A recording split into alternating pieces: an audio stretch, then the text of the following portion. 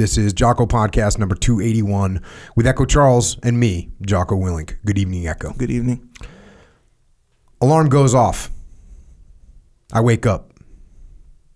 It's 0600, same time I woke up yesterday and the day before. Actually, since June 28th, almost 120 days ago. 4 months. That's okay, though, because if anyone in the Persian Gulf tries to interfere with the policies of my sacred country, the United States of America, I'll be there to stop them. 2 months ago, it was anyone in the Mediterranean. Actually, we could stop anyone in the world. Breakfast time. 45-minute wait in line. Every meal is the same. Stand in line, sweating. That's okay, though. There are people in my country who neither know nor care that their freedom is being protected at this very moment. That, too, is okay because I do know. I'm doing it. Go to work. The same routine, day in and day out. It could be compared to being in jail, except that the work we do is too hard and too dangerous to impose upon a common criminal. It would be considered inhumane. That's okay, though. I understand freedom and the sacrifices that have to be made for freedom to be achieved. The life we live at the cost of our military members cannot have a price put on it. If you saw our paychecks, you would understand. Dinner time. Chicken and rice again. That's okay. The opportunities we have in the States are limitless. There's nothing that any person cannot achieve if he or she has the heart. They don't have those opportunities in the parts I've visited. They don't even have Taco Bell.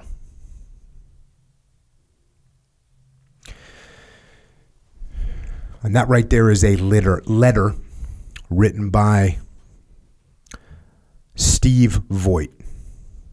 Written on October 23rd, 1996. He was killed in a helicopter crash on October 25th, 1996, 2 days after he wrote that letter. Steve was at SEAL Team 8 when that helicopter crash happened while they were training.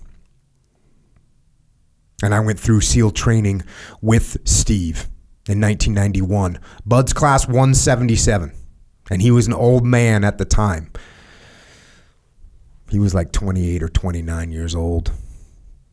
And he was our class leading petty officer. And was just an awesome guy. And I know he was from the South. I think he was born in Georgia, but he didn't have a typical Southern accent. He had this other voice that probably one of the most distinctive voices I've ever known. And he was really loud. And so he had this distinctive, loud, funny voice. It was kind of like this. He'd say, "Hey guys, get over here." He had this just totally distinctive voice. You couldn't miss it. And he was tough as hell. And the instructors tried to crush him all the time. Because he was an older guy and a senior guy. He was a first-class petty officer. So being that senior, going through basic SEAL training, the instructors are going to get at you. And they got at him and they hammered him. But they couldn't break him at all. They actually couldn't even get him to crack a little bit. Because they'd be punishing him.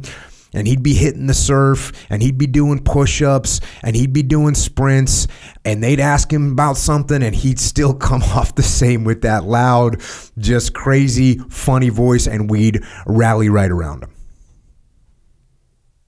Just a freaking awesome guy.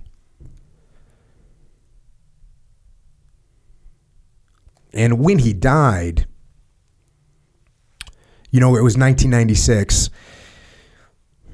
There's no war going on, right? So it was definitely a shock to the system to have someone killed like that. And just tragic and horrible. And I knew that, he had a son, and he had a son. Because like I said, he was older. He had a son that was named after him. Another Stephen Voigt.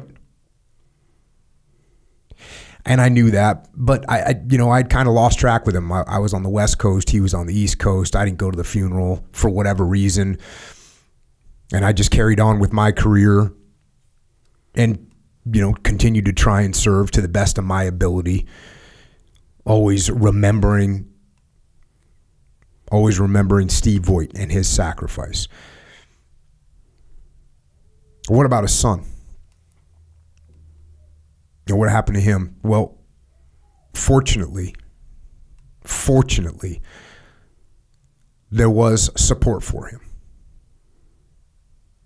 And he was able to grow up, and he was able to go to college, and all that was taken care of by a group called the Special Operations Warrior Foundation. And what that group is one of the things that they do, one of the main things that they do is they take care of the children of fallen members of the special operations community. And Steve's son got taken care of in that respect.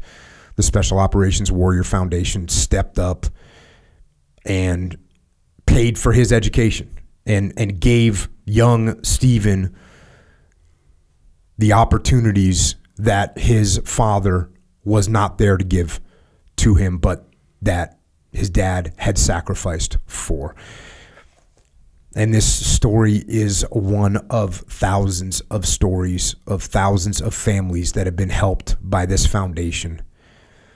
And we are lucky enough today to have the president and the CEO of this incredible charity here. A man who has quite a story of his own, from an enlisted Marine at age 17 to 41 years of service, resulting in the rank of Major General, 2-star, with service in Panama, Iraq, Afghanistan, and a bunch of other places around the world. General Clay Hutmacher. Clay, thanks for joining us. Hey, thanks for having me, Jocko. I appreciate it. That's a great story. I had never heard of that letter. I appreciate you sharing that. I was looking at some videos that y'all have produced, and Steve Voigt's picture. I mean, it's just a picture of him and his son when his son's young. And man, I couldn't believe when I saw that. And it struck me that, I was in the military. What can you do? This is something that we always feel when you're in the military. You lose somebody. You want to help, but you also have a job, right, and you're going to continue to do that job. And so organizations like yours that can pick up the slack for the guys that are still serving and have a long-term strategic plan to take care of these families, and just seeing his son who definitely looks like him. You guys have a video of him on there as well, and just seeing his son who looks like him, doesn't quite sound like him. Man, his voice was distinctive. Hey, what are you guys doing over there? But just awesome that you have that organization that helps in that respect. So we'll get to that. But before we get to that, let's start at the beginning. I always like to start at the beginning. Mm-hmm. So where'd you grow up? I grew up in Washington State. I was born in Wenatchee, Washington, bounced around a bit, and ended up, before I joined the military, in a little town outside of Everett, Washington called Lake Stevens. And I was living in a foster home, dropped out of high school, and all I knew is I needed a kick in the ass, and I figured, well, the Marines, they'll definitely do that, and they did not disappoint. So you were in foster homes from what age?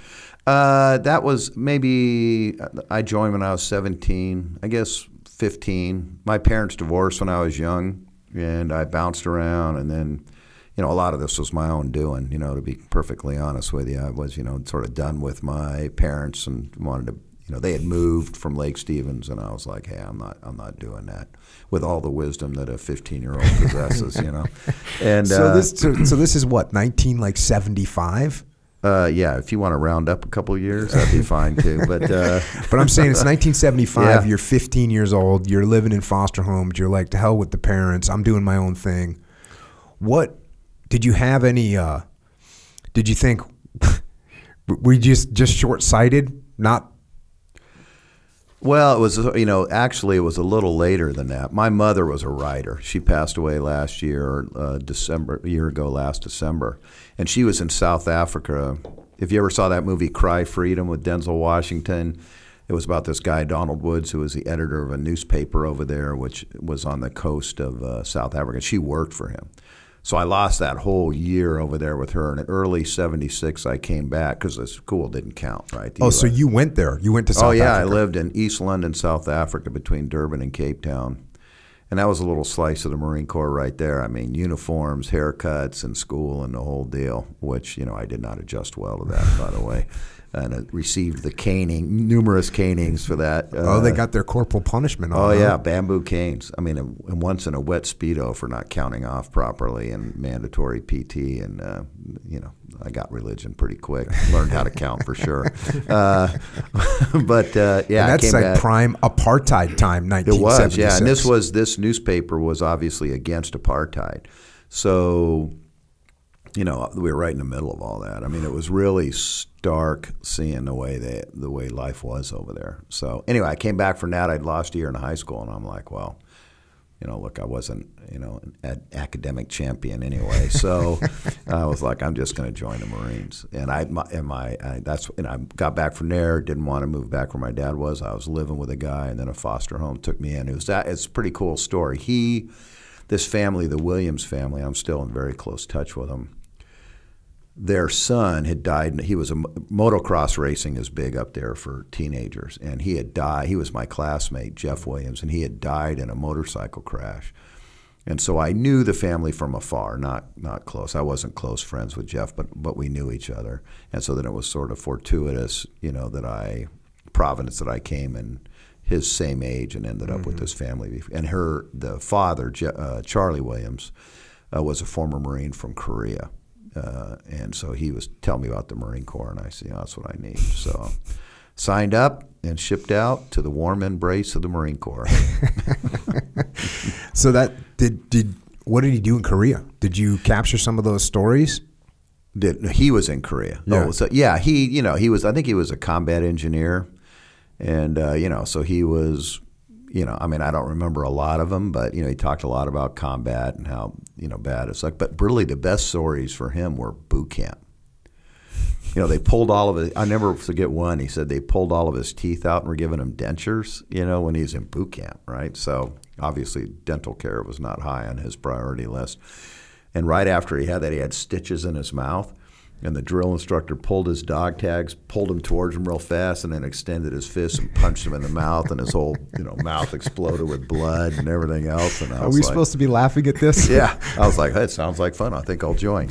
So those were most of his stories were the trauma. When I look at Full Metal Jacket and those boot camp scenes, my DI said a lot of those same phrases that they were. I thought that was authentic. What was that guy who ended up being an actor? Gunny. Lee Ermey. Yeah. He was, I guess at first he was a technical guy, but then he ended up playing a part, and I was like, that dude could have been Staff Sergeant Amarine, who was my senior DI when I went through. So you showed up there in 1978. So these January, guys, yeah. you're still getting Vietnam guys that are your drill instructors. Yeah, my company, in the Marine Corps, in a company you have a first sergeant, and in the NCO ranks you can sort of split at E8. You can either be a master sergeant or a first sergeant.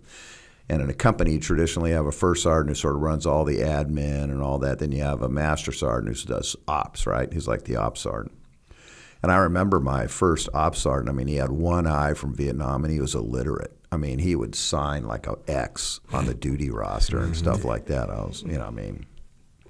Yeah, it was definitely a lot of Vietnam era guys there. And how'd you adapt?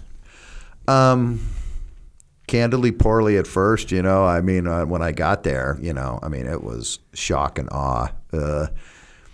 And I certainly didn't want to be there. And for probably the first few weeks, thought I had made a monumental error in judgment. But there was just enough in me that I felt like, hey, I'm not going to go back to my family hat in hand with my tail between my legs. So I just, tried to do it day at a time.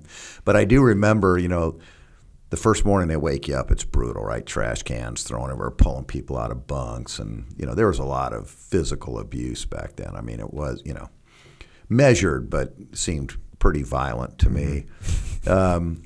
But, I remember laying in my rack every morning before, because I could hear them moving around like little mice positioning themselves before they launched the all-out assault. And, and I'd be laying there and I'd be like, well, what do I have to look forward to today? Well, that would be nothing. So once I got out of the rack and I started going, you're like, I'm muscle memory. I was fine, but those were the worst parts. Was that morning laying there knowing this onslaught that was gonna, start there in a couple minutes. But all that being said, and I think I was sort of a jackwagon for my first couple. It's typical. I did well in boot camp. I got whatever meritorious PFC and all that. I think primarily because my drill instructor was hot for my sister. But, I could take any leg up I could get. But, the first couple of years I did all this. I went to Lejeune to 2nd MARDIV out there, and I did all the stupid stuff that young troops did, blow all my money the first 3 days after payday. Thank God I had a meal card or I would have starved to death. But then, I went to Okinawa to 3rd MARDIV, and that's when the light came on. And I started going to school. I got my diploma and started going to college. And, and then once you get a little success, you sort of build on that. There's setbacks along the way. But then I was like, okay, I can do this, What was your MOS? I was an 1833 Amtracker. Get some. Yeah. When you say, was there anything that made you realize, hey, I need to kind of step up my game. Maybe I should start, going to college. Maybe I should start my continuing education. Maybe I should start trying to get advanced. Was there anything that, in particular, do you have a leader that mentored you? Did you just look around and say, man, why don't I do a little bit better? Well, do you remember what that was? Or was it one thing in particular? Yeah, it wasn't, there wasn't a specific leader. There were later in my life, certainly those that, that really inspired me to go above and beyond. But at that stage, I think it was more seeing people crash and burn around me. Guys getting kicked out for drugs was rampant back then. It was really rampant. And guys were getting caught. We didn't do urinalysis or anything like that. they were just physically caught with, drugs in the barracks. And it was open bays back then. We were open bay barracks at Courthouse Bay, which is where our battalion was. And I just saw these guys, and I just saw them failing. And I knew they were on a downward spiral. And I think over time I saw enough of that where I was like, okay, I don't want that to be me. And I went to Okinawa with sort of my own personal mandate to turn my life around and make something of myself. Listen, it was never part of the training on the training calendar for me to be a general officer. I remain amazed of the flaws in the promotion system to this day. But my goal was to be a sergeant, frankly. That was my goal. And you get a little victory and you sort of build on that and then lo and behold, here I am, well, flag flying and everything. So, as you know, as a former aide, Yeah. Yeah. So how'd you originally hear, because you ended up going to the Warrant Officer Flight Program in the Army. Right. How did you originally hear about that? Well, when I was at the Rock, Okinawa, I re-enlisted, and I got my duty station of choice or whatever, and it was Marine Barracks, Whidbey Island, Washington, which is now long since closed. And I was working as a bouncer in the Globe and Anchor Club. We had our own enlisted club at the corner of our barracks. And there was a Marine Reserve Hilo unit that was, Huey unit that was on the base there. And some guy, Pixley Urix was his name, was walking by with this brochure, and it had a cobra hovering over the trees and a morning mist coming up. And I'm like, hey, what's that? And he said, hey, it's this Army warrant officer flight training. I mean, I barely knew what a warrant officer was. I mean, I was like, you know, the Marines memorizing ranks and all that stuff every night. You had to recite them before you went to bed in boot camp. But, you know, and I said, well, don't you have to have a degree? And I probably had, you know, I don't know, less than a year of college at that time. And he said, no.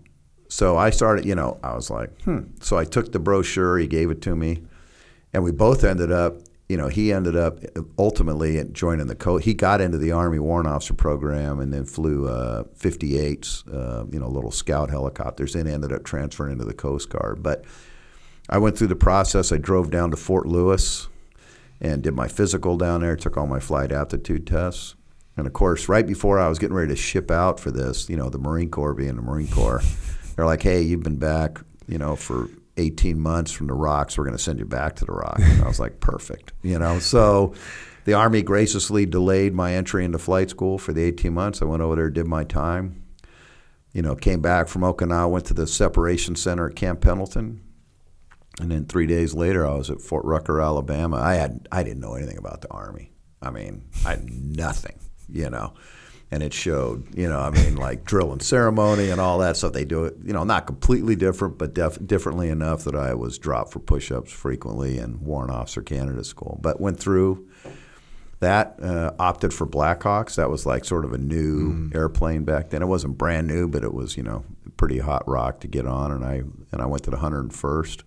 How many, when you were going through the flight training, how many pilots were getting trained at a time? We just had a Vietnam pilot on, and he said you'd go out to take off in the morning, there'd be like hundreds and hundreds of helicopters taking off in the morning. Oh yeah, it wasn't as bad as Vietnam. The intensity wasn't there, but I think they graduated about 50 warrant officer pilots, and then there was a commission class that was, you know, sort of our, you know, they went along through with us, and we brought every 2 weeks. So they were pumping out helicopter pilots like crazy. And what did you fly as a training bird?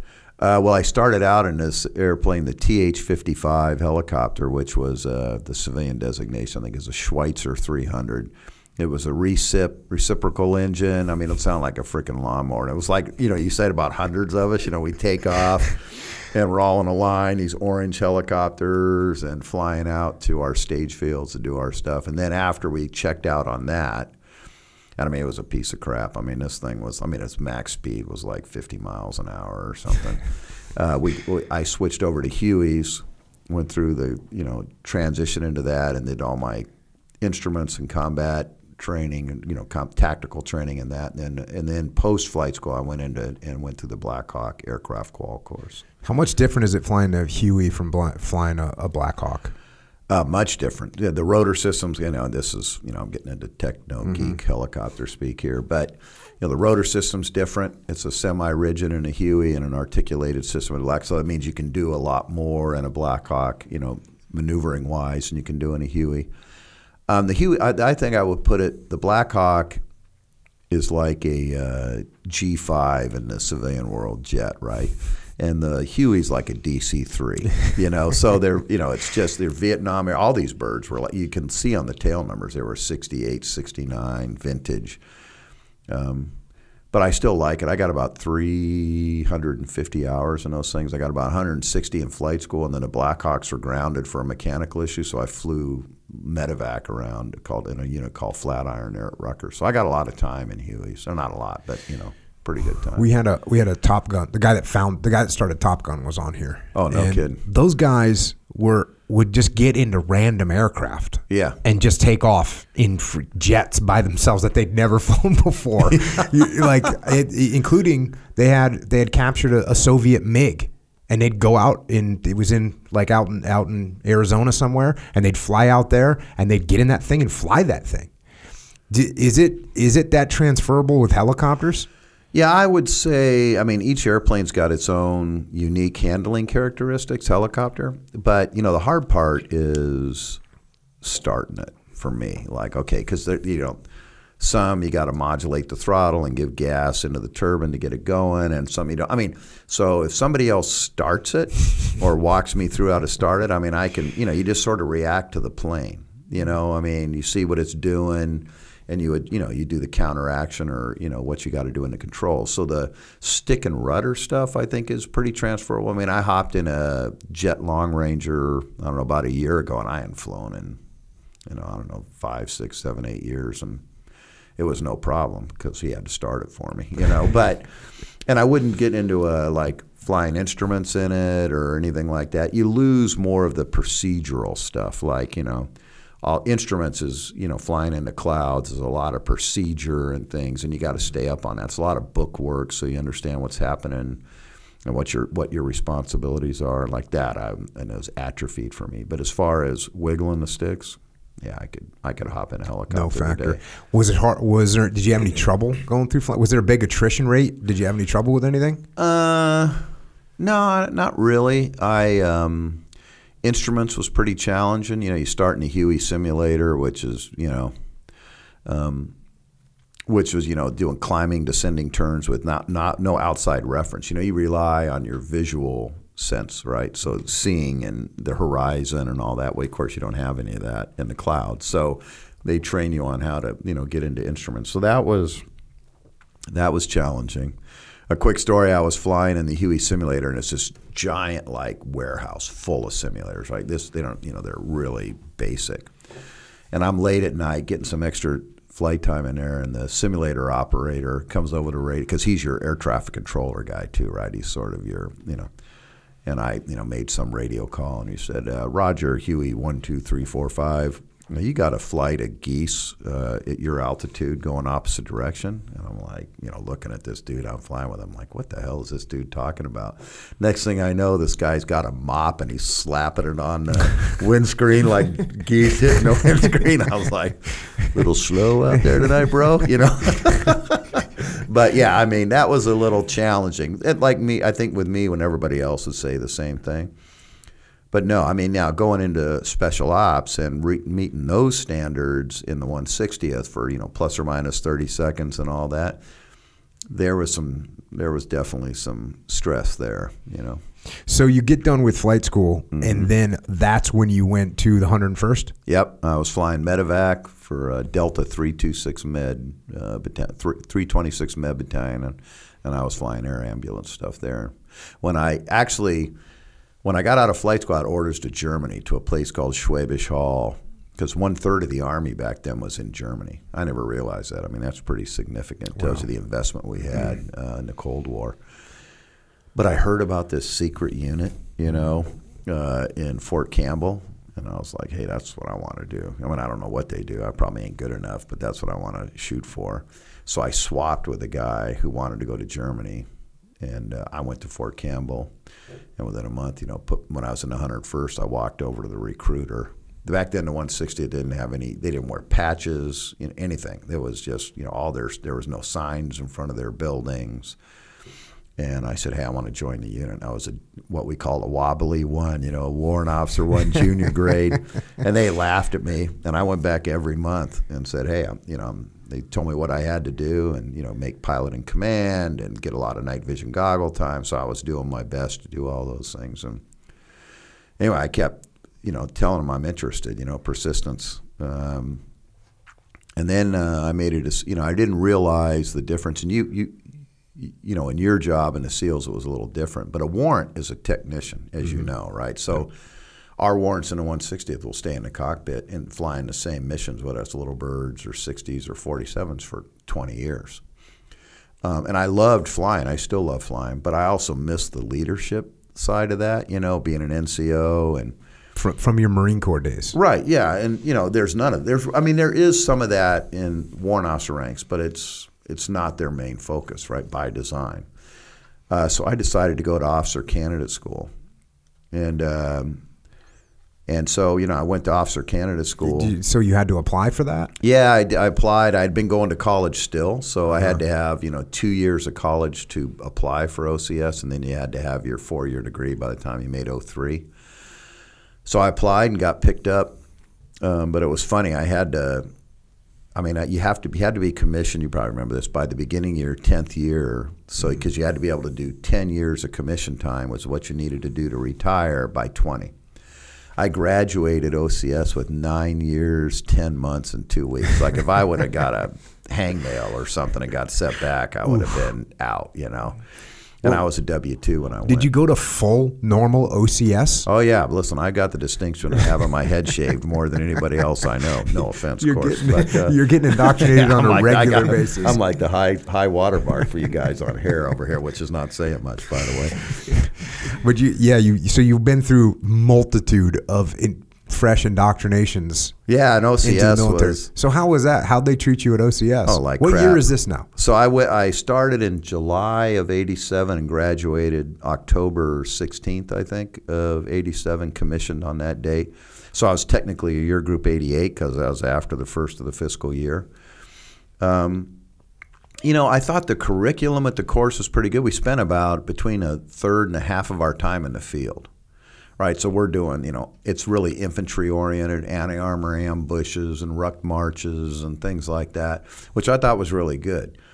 I would say, you know, the cadre at the time, and it could be different, and I'm in the OCS Hall of Fame, so they may, you know, disown me over this, but the cadre were not great.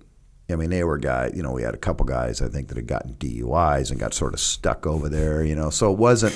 They weren't like great examples of stellar leadership in my mind. I thought the curriculum was really good. I thought the quality of the officers that were mentoring us were not.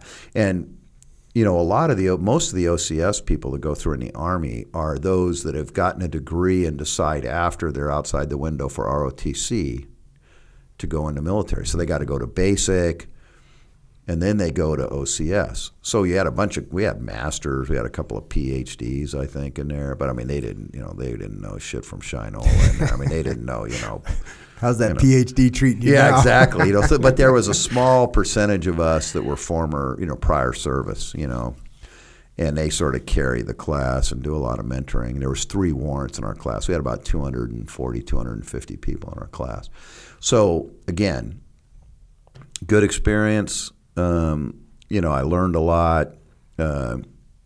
I think, for instance, the Marine Corps does a much better job in investing in their training base than the Army does. I mean, I think that's changing now, but historically, you know, the Marine Corps puts their best and brightest to develop those young, you know, troops and officers. The Army really, they're more focused on their tactical units, which I think is at the expense of their future. That would be my personal opinion. Well, when I went to officer candidate school, it's run by Marine Corps drill instructors. Did you go to Rhode Island? No, I went down to Pensacola. Okay. And they're just freaking outstanding. I mean, they're just like exactly what you'd expect. They're just outstanding professionals across the board. Yeah, that was my experience. I mean, my DIs were really, really sharp. I mean, a little twisted, but, you know, little sadism thrown in there. But, you know, they were very squared away. Set a great example for us. So had you already gone to the 160th at this point? So it was funny. I was getting ready to graduate OCS. I had my packet in, right? I've been over there all those times as a warrant. And I called the recruiter right before I was getting ready to graduate. And I was on orders to go to the 82nd and fly for the 82nd. And I graduated pretty high. I wasn't the number 1, but I was like the number 2. I was going to ask, what's the Hall of Fame all about? Well, if you make it past Colonel in OCS, they like. Okay. The funny thing is, they say, "Hey, do you want to be in the OCS Hall of Fame?" I was like, "Sure." I never went to the little ceremony, right? But they said, "Okay, send us $250 so we can do your pig." I said, "Well, that's a great deal, you know." So somewhere in some hall over there at Fort Benning, my picture's up on a wall with a little bio, but I've never seen it. Never. Well, at $250 a pop, you might be amongst a lot of company. Yeah. I was like, seriously, you guys are going to charge me to put me in the Hall of Fame? I was like, typical, right? You know, I'm sure if you went to the Navy OCS Hall of Fame, it's probably very similar. Anyway, I was getting ready to graduate, and I thought, you know what, I'm just going to call this the recruiter, because you have to go through a week-long assessment process just to get accepted conditionally into the unit, you know, check ride, some physical standard stuff. And I talked to this guy, and he said, and I was, going to be a second lieutenant. They only took guys that had previous flight experience, you know, so you had to get 1 or 2 tours. But because I had flown as a warrant, I had about 750 hours, and I had approaching 100 NVG hours at the time, which was pretty good for back then, right? NVGs, now, that wouldn't even, raise an eyebrow, but back then it was okay. So they agreed to put me through the assessment, which pissed my assignment officer off because I was on my way to the 82nd. And they told me going in, hey, look, we don't take lieutenants, but, you do really well, and maybe we'll bring you back. So I sort of approached it with, well, I'm going to give it my all, and, they took me. So I went there as a second lieutenant. They made me go into headquarters for a while to learn how to, collect for, Army Emergency Relief and do all that kind of crap that you have to do as a young O. And then I went to a platoon, and I ended up being the first DAP platoon leader, the Attack 60s. Mm-hmm. You probably saw those in Iraq several times.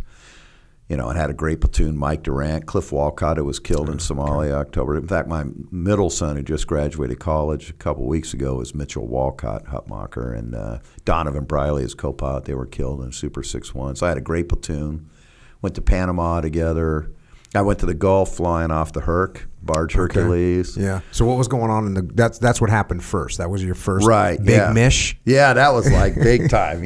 We flew into Bahrain. So this is what, like 87? 80. I got there. I got there. Actually, I got to the unit because I went through airborne school and did all that stuff at Benning. I got there around February of 88. And I did my first tour over there there was a logistics cell at the ASU Bahrain. Mm-hmm. And so I did that.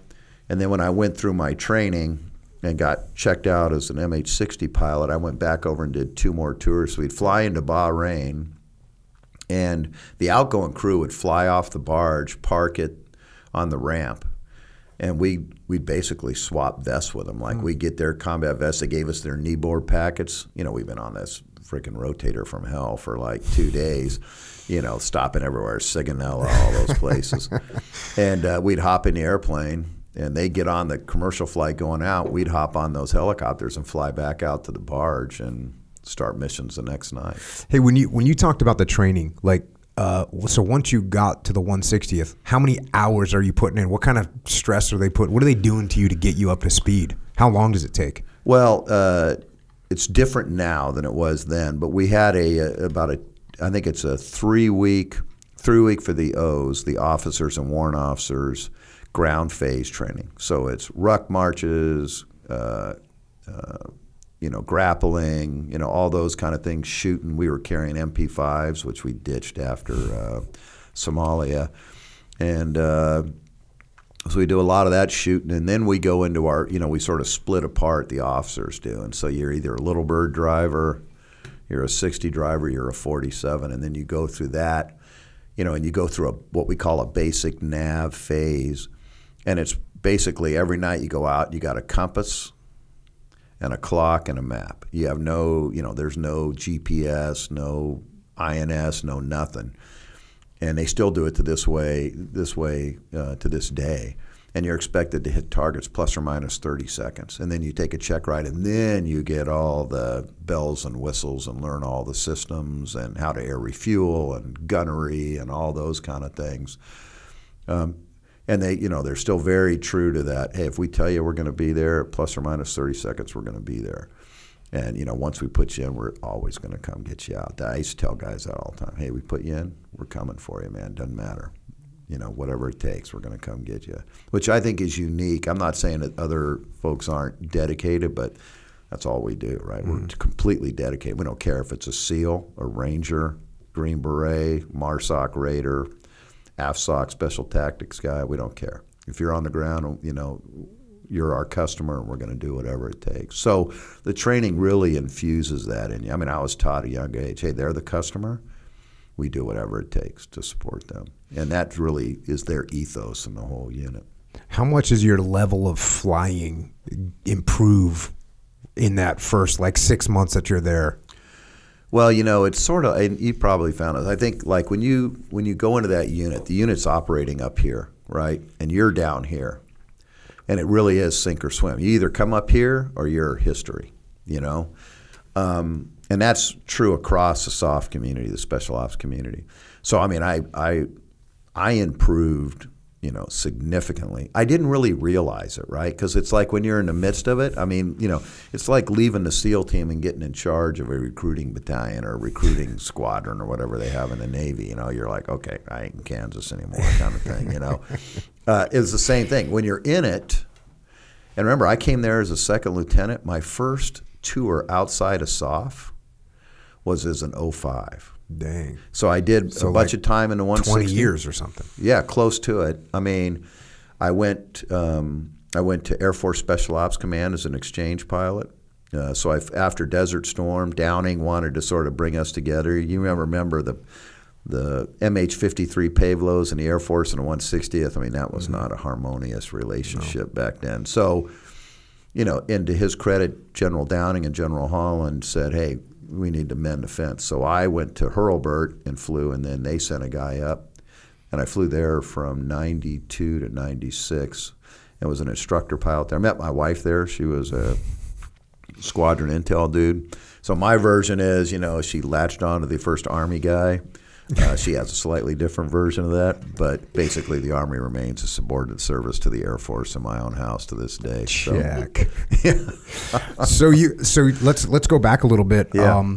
Let's go back to Panama. So you're a platoon commander. So what does that mean? How many birds do you have when you're a platoon commander? 6, 8, something like that. I had less because the DAP, the direct action penetrator, defensive arm penetrator, depend on what you call it. We were brand new, but you know that was big time, man. I mean, we went down there, and we had 2 armed birds. Cliff Walcott and I were flying together, and it was funny. We got down there, and they had Apaches from the 82nd down there, not with us, but you know, doing their stuff. And they wouldn't, our commander at the time, for probably good reasons, and wasn't good reasons to me as an 01 or 02, but he said, hey, you're not going to do attack. I need you to do assault. So the AH-6 guys who, you know, out of general principle despise the DAP guys, said, hey, DAP, what does that stand for? Didn't actually participate or didn't attack Panama? You pick. And I was like, bastards, you know. So, I mean, I laugh about it. It was very funny. But, yeah, I went down there. It was awesome. We rolled off a C-5. You know, I got in there about 2 in the afternoon, and we started banging targets that night. 01 was HR. They moved it up on the rescue with Kurt Muse, and it was cool. I was assigned to a SEAL element. We were going to put SEALs around the Cuban and Nicaraguan embassies. They thought that Noriega might squirt in there, you know. Whoever thought he would have went to the Catholic, you know, the Papal Nuncio, for God's sakes, you know. But yeah, we were sitting in Hangar 3 at Howard Air Force Base, and it was pretty exciting to hear the AC-130 thumping targets in La Comandancia with their 105. And at one point, somebody ran into the hangar, and there was like, you know, I don't know, I want to say 1,000. It was like Cot City in there. Somebody said, hey, they're breaching the front gate of Howard, and they shut all the lights off. I mean, you should have charging handles going everywhere, and I was sitting next to Walcott, and I'm like, no balls to say, die gringo, and jump up and yell that in the dark. You know? And that was, I mean, how long were you flying ops for then in Panama? It was pretty quick. Yeah, I mean, you know, we flew several night assaults. Of course, that was the hunt for Elvis, looking for Noriega for those first few weeks, or first week, I guess. You know, but really major combat ops were over pretty quick. And then they had, you know, then we started doing some, you know, sort of policing stuff. Remember the Dignity Battalions? We called them the Dingbats. That was Noriega's sort of thugs that would, you know, were trying to rig the elections and intimidate people. I'll tell you a quick story. So the Ranger, I can't remember the name of the town, but north of Panama City, we called them the Dingbats. The Dingbats had moved in there, and they were harassing the local populace, raping women, doing stuff like that. So they sent a Ranger company up there, you know, to sort of settle things down. And they set up this roadblock, and they had, you know, like any kind of blocking position, you have an outer cordon, and then you have the main, you know, position here.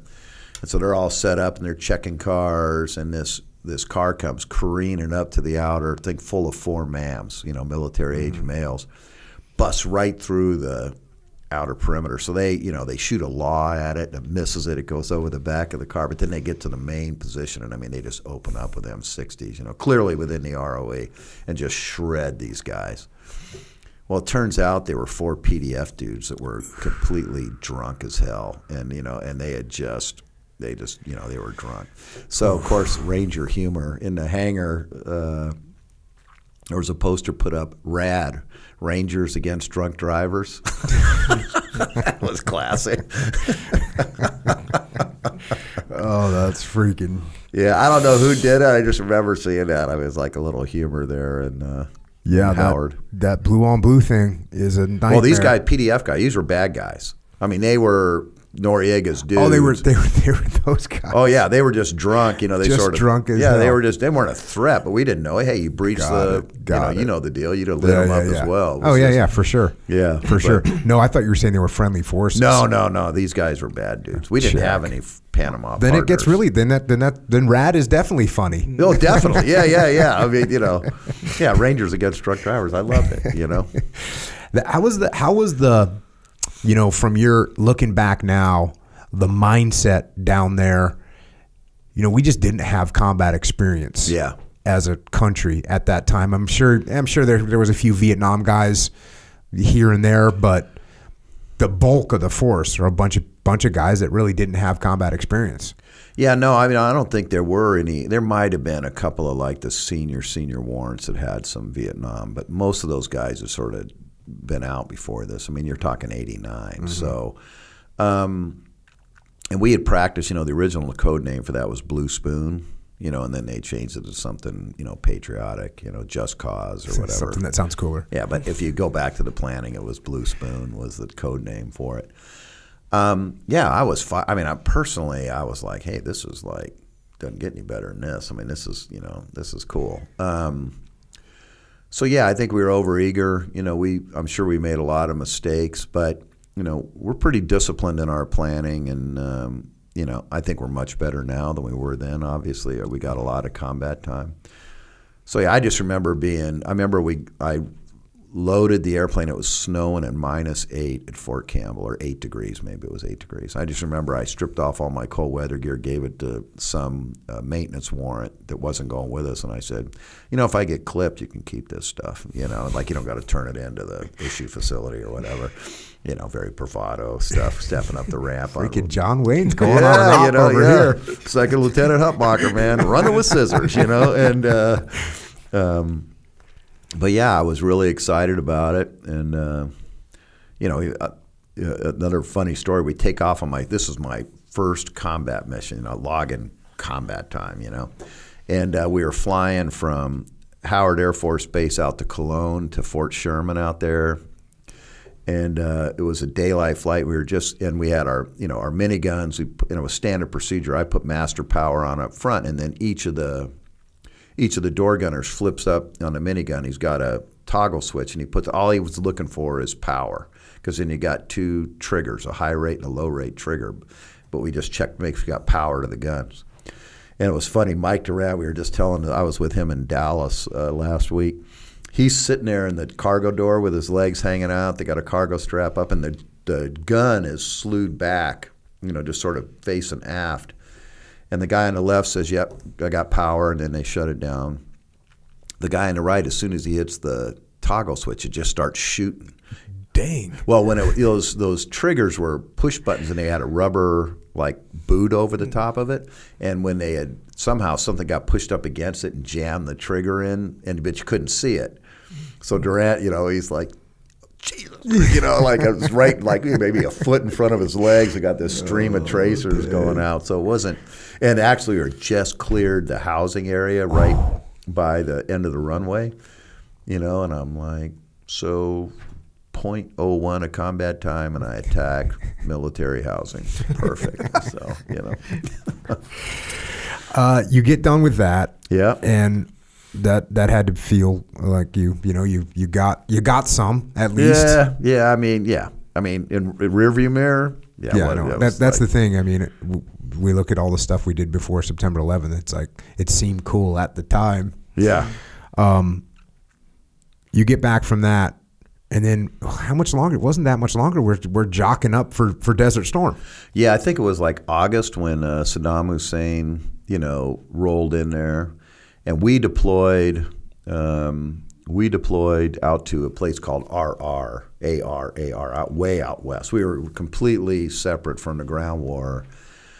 We went out there actually to go after those Scuds being shot into Israel to keep Israel out of the war. If you remember back then, they were threatening to put their own soft elements in. And, of course, the coalition, remember Syrians were part of that. So the Arabs, didn't want anything, didn't want the Israelis involved. So that was our mission. Again, it was Durant, Walcott, me, and, several others. Briley wasn't there. And we were flying. We had 4 birds. 2 would go up and do a little hunt, and the other 2 were QRF for the ground elements, doing ground recce up there and attacking. I mean, it was awesome. Really, really tough flying. Crashed on one of my first flights, bounced off the desert floor. How'd that happen? Well, we were doing a little rehearsal in Saudi before we went up there.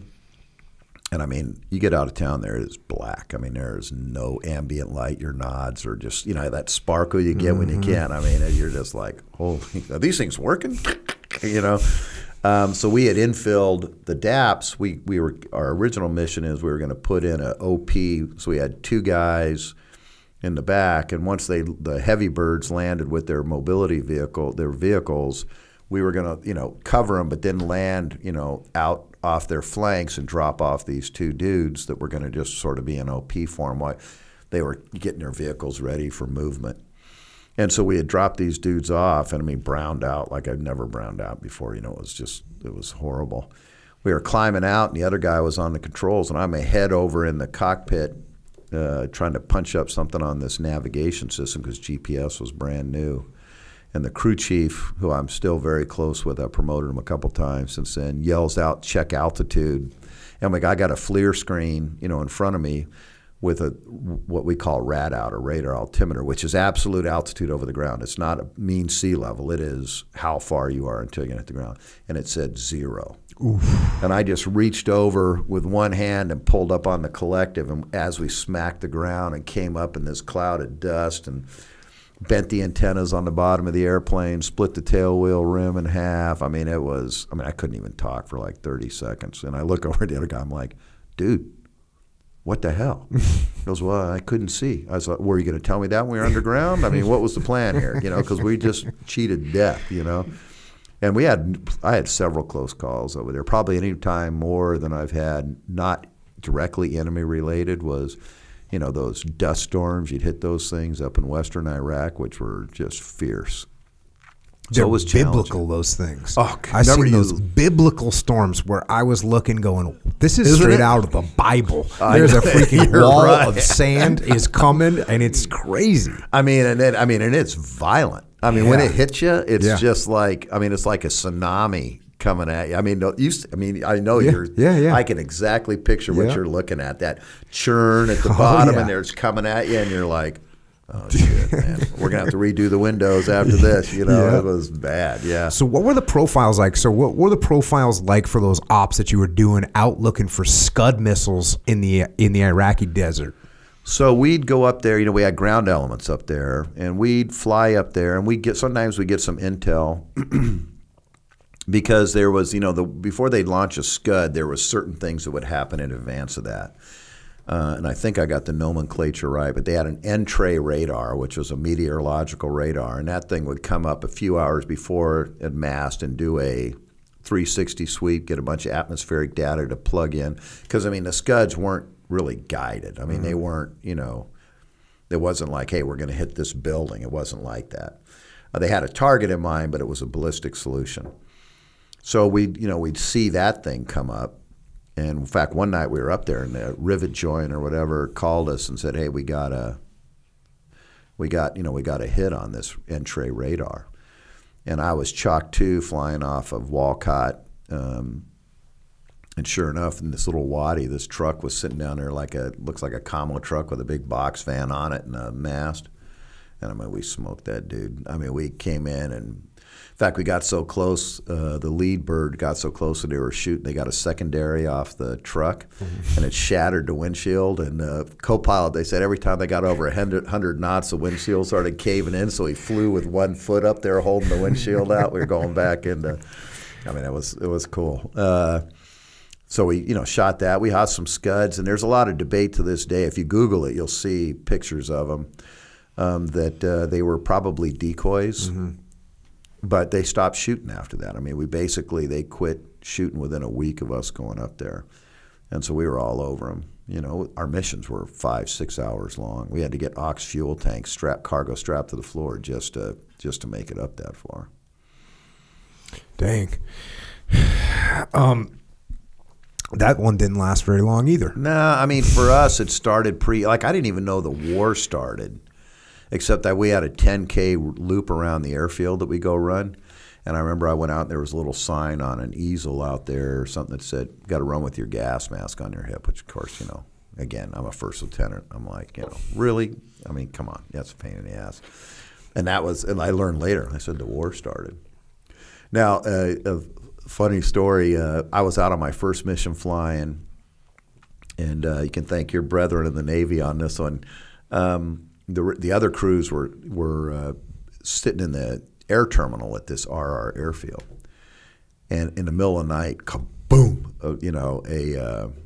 A missile comes in, and everybody. It wasn't enough like a bomb, but it was a missile, and everybody's looking, and they thought it was a chemical attack. So everybody's assholes and elbows, atropine. Everybody's putting their masks on and all that. Well, what had happened is all navigational aids are supposed to be shut off, and they had forgot and left a TACAN on, a digital thing at distance, and an EA-6 was going back to the Red Sea. Now, keep in mind, we're 35 miles inside of Saudi. I mean, it's not like we're right on the border. And this dude lets one of those HARM missiles go, and it comes in, and those things are like a giant shotgun shell. They get to a certain point, and then it just opens up, and it's like a bunch of buckshot goes in and takes out the radar, and that's what it was. In fact, I don't think I still have it, but I had a piece of the U.S. Navy on the canard on it. So our only attack was from an EA-6 off of a carrier in the Red Sea. Ouch. Yeah. And did you notice? I mean, the mindset. How many pilots or how much experience did you bring from Panama? And now you're doing kind of more operations, or was it like, hey, we're still feeling pretty green at this? We certainly, I think the tension and the anticipation, we were getting used to that, from Panama. Of course, the environment was completely different. Panama was basically urban, really. I mean, for the most part. The flying was much more difficult on Desert Storm for sure. But remember, we'd had Prime Chance, right, operating off the barges. We'd had Just Cause, now myself, and that was pretty much the norm. We'd all sort of been involved in that, and now this is our third gig for that current generation. Mm-hmm. So I think there was a sense of confidence there, maybe a little overconfidence. I wish I would have got more time flying in the desert in those kind of conditions. I mean, that was definitely a different level than I'd ever experienced before, and humbling. So yeah, planning wise, we were good. We knew what we needed to do. Gunnery wise, we were good. Probably environmentals were our biggest challenge. Just those, like you said, those sandstorms. You see one of those things coming. I mean, you're like, Mommy, it's like, this is not going to end well, You get done with that. Where's your next? Where'd you go after that? So we got we got back from Desert Storm, and this is when I went to this. Then Downing said, "Hey, I was supposed to go fly with the Marines, fly Cobras at Yuma as an instructor pilot down there. That's where I was going to go." And then Downing said, "No, I want you to go to Hurlburt to fly with Air Force Special Ops Command as exchange pilot, and let's start combining you guys. You're like Hatfield and McCoys out there." So that's where I went. I went through Kirtland Air Force Base out in New Mexico, to go through the Air Force version of the 60 qualification course.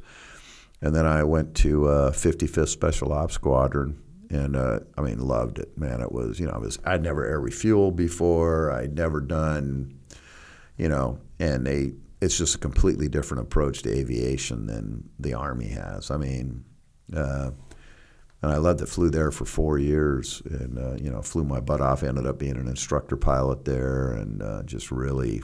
And you were still flying 60s though? Yeah, because they wanted me to. Ideally I would have transitioned over to 53s. Yeah. The problem was it was just one of those military things. It was a year-long course, so they had done a permanent change of station to get me into Kirtland, and then another permanent change of station to get back to Hurlburt, and nobody wanted to pay for that. So I went there on temporary duty for 4 months, and I mean, I'd already had 2,000 hours in the Black Hawk. I mean, this wasn't like rocket science to me, So I sort of went through the course pretty quick. I just had to learn Air Force regs. You couldn't convince him, hey, if somebody can just show me how to turn on this 53, I got it. I actually knew how to start it. But the Air Force has like these, they have a lot more regulations and stuff that you got to learn. In the Army, it's like much less. What was it? So you said the view on aviation was different. What else was different? The culture is a little different. I mean, they're great guys there. I mean, the current JSOC commander, Scott Howell, was in my sister squadron. The current Air Force Special Ops Command, Jim Slife. And now they're both 3 stars. We were like running mates over there. The Air Force and the Navy, with the exception of the SEAL community, are really platform centric, right? They man a platform. The Navy mans a ship. The Air Force mans an aircraft. The Army and the Marines and and the SEALs, we equip the soldier or the sailor or the Marine. So it's a different mindset there. And I don't mean I'm not implying for a second that they're not good at their job, but they value that platform. I mean, when I was the 160th commander, I lost 3 aircraft in a week. I had 2 Chinooks land hard and rip the gear off. One had to be blown in place. It was way up in the Hindu Kush. The other, we stripped it down in a 53. The Marines slung it out for us. And the third was on a day mission in Helmand and got hit with an RPG and crashed. I mean, I think in the Air Force you'd get relief for that. In the Army, I never even got a call. I mean, I had to report it up, standard op rep kind of stuff. But I think, the Army's just, hey, did you have fatalities? And we didn't. That we lost, probably $100 million worth of aircraft, but we didn't have a fatality. And again, it's just a different, and the other thing about us is we only exist to support the guy on the ground. I mean, the 160th Army Aviation isn't strategic air power, right? It's tactical. We only exist to support him. So that's our mindset. The pilots, a lot of the warrants, I mean, a good percentage of them are former Green Berets. I had some former SEALs. Bobby Moore was in the 160 with me, a former SEAL. A lot of Rangers in there. So there's a great empathy for the guy on the ground, right? And I think, and it's just our culture. Yeah, when I had this guy, Colonel Matt Jackson, who was a Huey pilot in Vietnam, they sent 5,000 Hueys to Vietnam. 3,200 of them were lost in combat. Oh yeah, I know lots of guys that were shot down. We were talking, and I just, he said, well, a Huey cost, I don't know, a couple $100,000 back then. I said, well, how much is a Black Hawk? And he goes, I don't know, maybe 500,000. And I was like, I don't know if that's right, sir. No.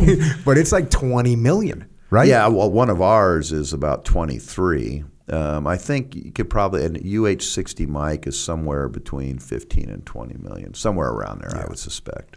They're not throwing those things away. No, but they, but again, I mean, when I was the 160th commander at the time, I was told this, and I can't prove it, but I'm pretty sure it's true. We had more casualties from any 06 level command in SOF. We had had more than anyone. And you think about it, we had had Red Wing, we'd had a bunch of those. And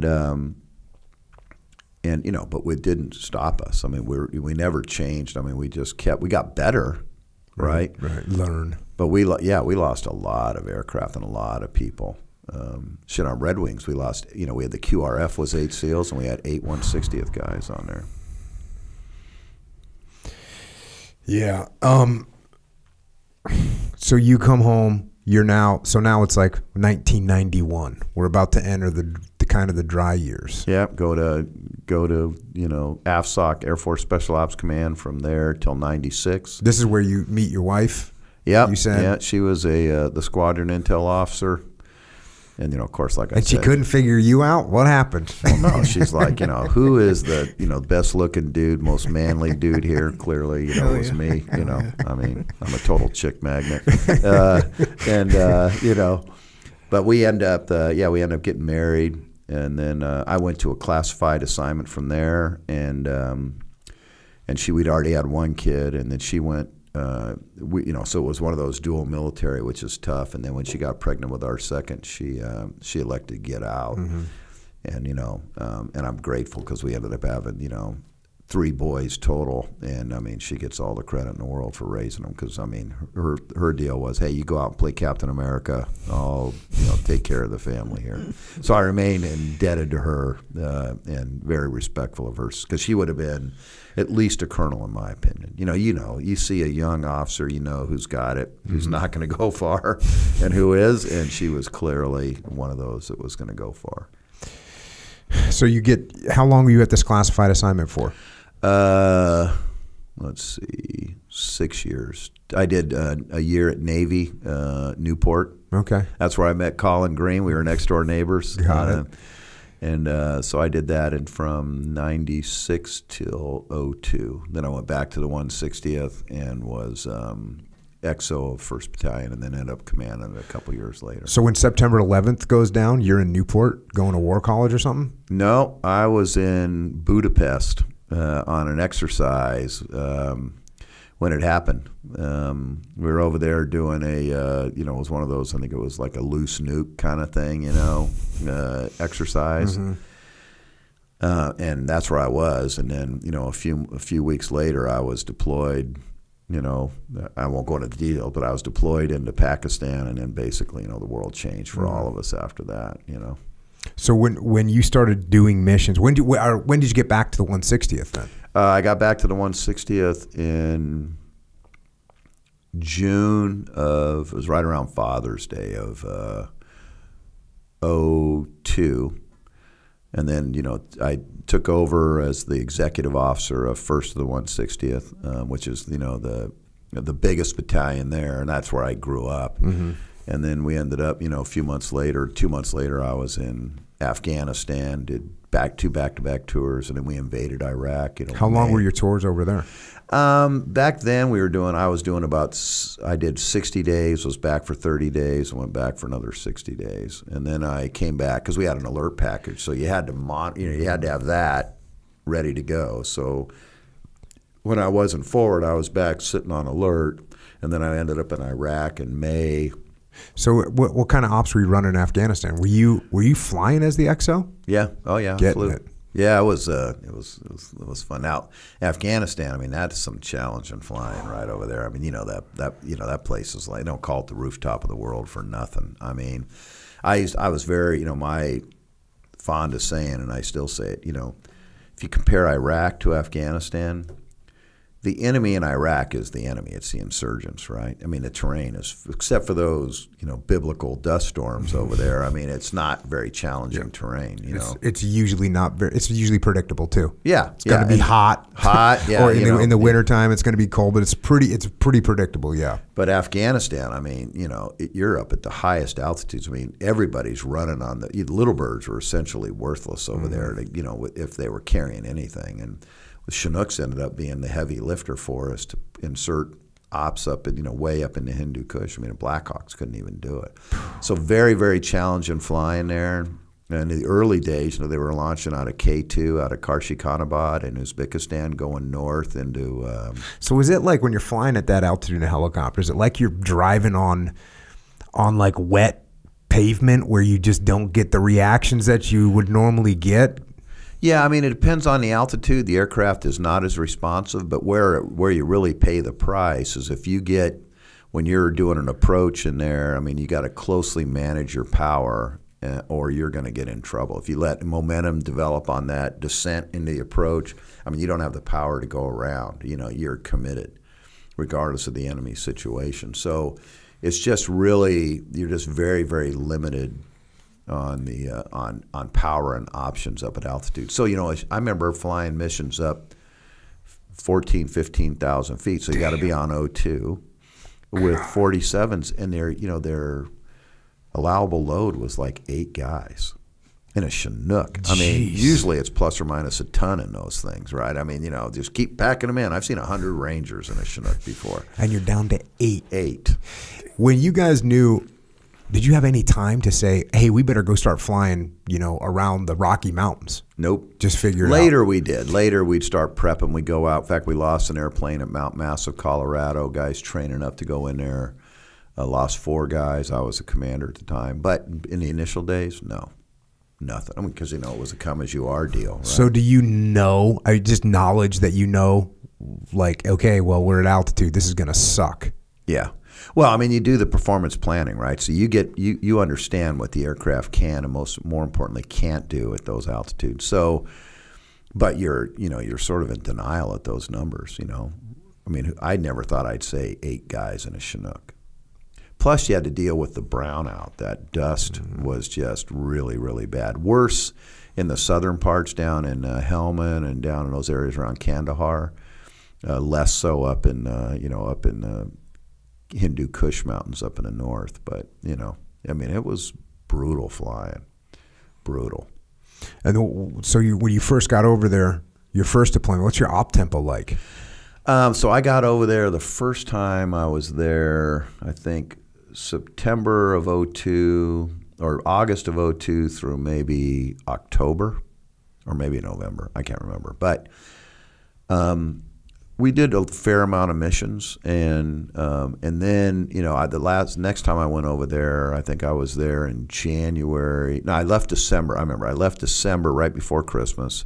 30 days to the day, I was right back in the same crappy little tent up there at Bagram, you know, with rainwater. I mean, it was just water running through it and everything. And then from January through March, because, you know, now we're spinning up at the latter part of that to go into Iraq, right? They got the word, we're going in. And we didn't do much. I mean, because weather was really crappy. I did a couple of missions, some pretty challenging ones, way, way up in in some areas that were very tricky for aviation. In fact, I was so high in a place called Cantigua that we couldn't have any fire support. I mean, the airplanes wouldn't perform. So I just elected to stay on the X, right? We infilled, and I got the ground force commander, said, give me a couple guys to cover our blind spots, and we're just going to go to ground idle while you guys clear and get whatever you're getting, and then hop back in, and we'll normally, you know the deal. We'd come in, we'd land, drop off, and then split. We didn't. We just stayed and, you know, pulled the engines back because I didn't want to. It took us 2-hour turn to go get gas down the hill and come back, and I didn't want to leave them up there for that long. So we said, hey, we'll just hang out. How long were you on the ground for? About 45 minutes to an hour. It wasn't that bad. It was cold, though. I mean, it was freezing. It was snowing and everything else up there. It was, like I said, February or something.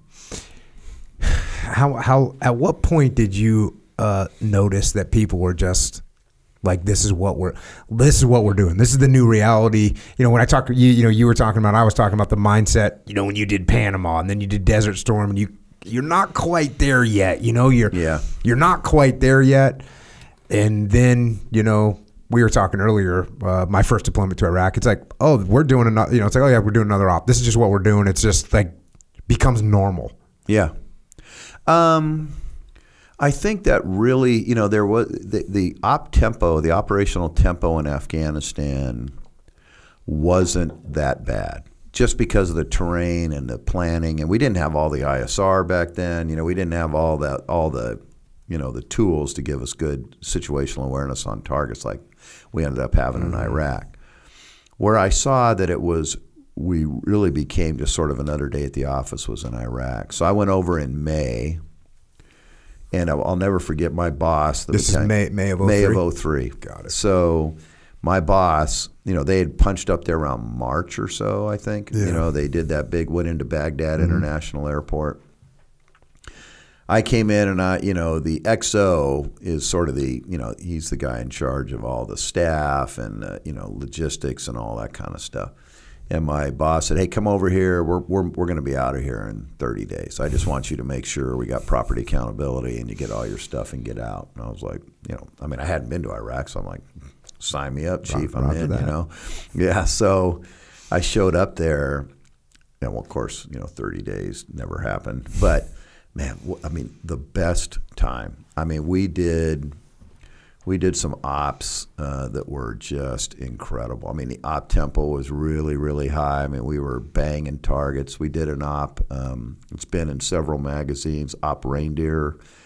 It was a bunch of foreign fighters had gathered. They were getting ready to split up and attack coalition bases with teams of 3. And we got the intel on them and went in with a half-gaff kind of thing, helicopter assault force for the audience and ground assault force on each side of this wadi. And, it was game on. It went on. We fought for about 2 hours, killed about 100 of them. A young Ranger took an RPG below the knee. We CASEVAC'd him. I'm still in touch with him. Matt Waters, he's up in Tacoma as a cop right now. Freaking outstanding. Yeah, he is. He's stud. 2nd Ranger Battalion, B Code 275 was the unit. I was a mission of a lifetime. I was Air Mission Commander riding in a jump seat of a 47 tracer. We were coming in underneath the tracer fire. It was awesome. In fact, the tracer fire was coming out my left side. And of course, your chest plate's meant to protect your chest. I was loosening up my side strap and slid it around this way. I was like, I'm going to get clipped. It's going to be over here, But just a great mission. AH-6 is just crushing them, and a fight went on for a couple hours. Did a lot of engagements, shooting M4s out of the side of because the Rangers were so close to the enemy that we didn't want to use miniguns because of the ricochets. So we just hover in there, and the AH-6 guys would take them out with M4s and PEC-2s and all that. So it was remains the best mission I ever did. It was awesome. And so this is in that was June 11th, 2003. Got it. Yeah.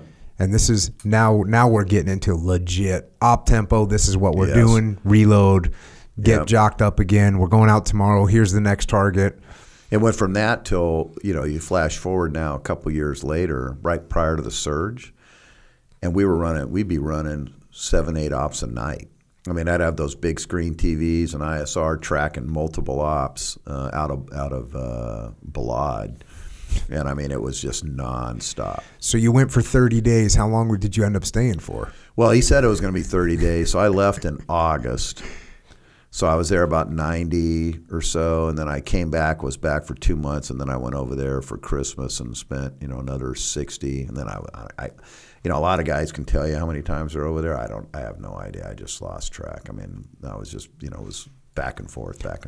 And at what point did you go? Were you XO the whole time, or did you eventually fleet up and? No, so the Army does it a little different, and so I was XO from 2002 till 2004, and then to command first of the 160th. It's a special board called the Special Mission Unit Board that meets, and you have to have commanded another 05 level command before that. So I got selected and went over to Germany and commanded for 2 years over in Germany, which was, a great, I wouldn't call it a breather, command's command, but I didn't deploy.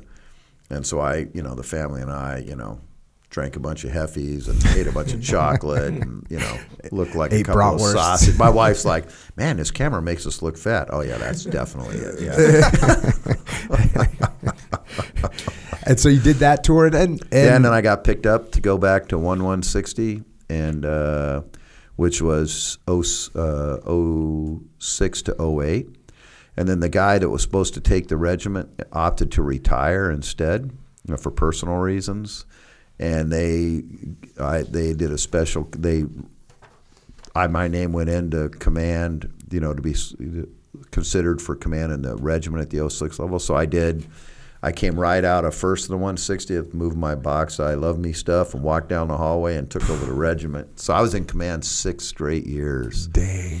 Yeah, but you don't realize how tired you are. My wife's like, "Yeah, you're smoked." I'm like, "No, I ain't smoked. I'm like a little Energizer bunny here. I'm ready to keep going." When you went back as battalion commander, so what was that? So now it's 2006. What was most of your focus?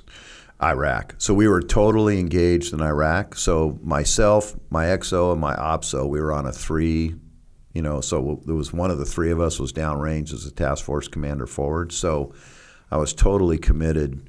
We were totally committed to Iraq. We did some other stuff. We had some stuff in South America pop up where we deployed operationally. There was, some hostage stuff going on down there. But we were mainly we were focused. And I was really worried about keeping the team together. Remember, we've been in a fight now. This is for several years. So chronic fatigue was an issue for me. I was really worried the wheels were going to come off. So a lot of my focus was keeping, making sure I'm monitoring the players and making sure that we're, doing the best. And I got McChrystal there, who is, aviation is the pacing item over there. So they want more and more and more. So, and I told McChrystal this several years later. My job was to try to meet your requirements, but, make sure the unit survived and we didn't start losing people to accidents and things like that. And we lost a lot of folks, but all, combat related. I did have, I lost 1 bird on Mount Massive, Colorado. We lost 4 doing high altitude training for preparing to go into Afghanistan when I was regimental commander. So we certainly had our share of accidents, but overall I thought it was, it was less than what I was expecting. Yeah, you wouldn't think that when after Desert One, right, and they formed JSOC, they weren't trying to put together a bunch of units that would be on sustained combat operations around the world, right? This was not the plan. No, it was hostage. It was short, intense ops, and then, back home to refit and retrain and reset. Right? It wasn't this. So taking this group of people and just going, oh yeah, you're going to go to war. Oh yeah, it's going to last about 20 years. Which is what happened. It's still, I mean, it's wrapping up there in Afghanistan now. But, the ones, I always joked when I'd talk to my counterparts, I'd say, we've deployed, we're just still waiting for that redeployment order. Because we're staying over there. So aviation is always there. Even the ground units are coming in and out. They had more of a predictable cycle, right? You got your 2-year cycle at NSW, and there's jorts and other cycles that the other units use. But because aviation is high demand and low density, I mean, you got to spread the peanut butter a lot thinner. I mean, we were rotating all the time. We had 2 C-17s a month coming out of Campbell to replace, combat damaged aircraft and bring aircraft back for maintenance and then rotate people in on them. Are they going to try and make special operations bigger? It certainly doesn't seem that way. No, I mean, I had the RAND guys come in and see me when I was the regimental commander and said, hey, there's enough demand for a 2nd regiment. And I said, I'm sure there is, but there's no way the Army could sustain that. I mean, we're a talent thief from Army aviation already. You don't get assigned to the 160th, right, as a pilot. You have to apply and go through an assessment process and get selected. And and the brigades pay a price for that. The aviation brigades in the Army, they're losing solid folks. Now the nation gains from that, but if we doubled the size of that, there's no way they could sustain that. It's just the nature of the beast. I mean, we're going to be forward, and we're going to have to operate at a different op tempo than the ground forces we support, and it's just a fact of life. I accepted a long time ago. I understood the realities behind it and never pushed back. Because at the end of the day, I'm not going to leave you in an HLZ, and and I'm not, if you need combat power and we can provide it, if it's physically possible, we're going to do it. So from a leadership perspective, that's like full commander's intent right there. Like, hey, we are going to support these guys on the ground no matter what it takes. Exactly. And, your greatest strength carries over to be your greatest weakness. I'm sure that some of my senior officers would say that I was pretty aggressive in that, and they would be accurate. But it was burned into my psyche early on that, hey, that's why we exist. So, and I don't care if the ground force commander is an E6 or an O6. I don't care. Doesn't matter. I don't care what uniform he's wearing, what service he's in. I mean, if they're our responsibility to support them, then we're going to meet that responsibility no matter what. And I take a lot of pride in that. But we also, we can accept more risk in the 160th because we have a special assessment selection process to get our pilots. And our pilots stay with us for, I'm not saying forever, but I'll give you an example. When you saw the movie Black Hawk Down and you see that little bird landing in the intersection and they pull out the 2 wounded operators that get shot, they were on Super 6-1. So one of the pilots in there was a guy, Carl Meyer, who I went through Green Platoon with in early 88, February. That happened in 93, right? So he'd already been in the unit 5 years. He retired like 2.5 years ago, or not even 2 years ago. Maybe. It's from the unit. Yeah, and he was still flying MH6 assault birds that whole time. So that's that kind of freaking awesome. That's be like you being on a team. I mean, you're going back into a building. Yep, been there, done that. Got 100 of these T-shirts.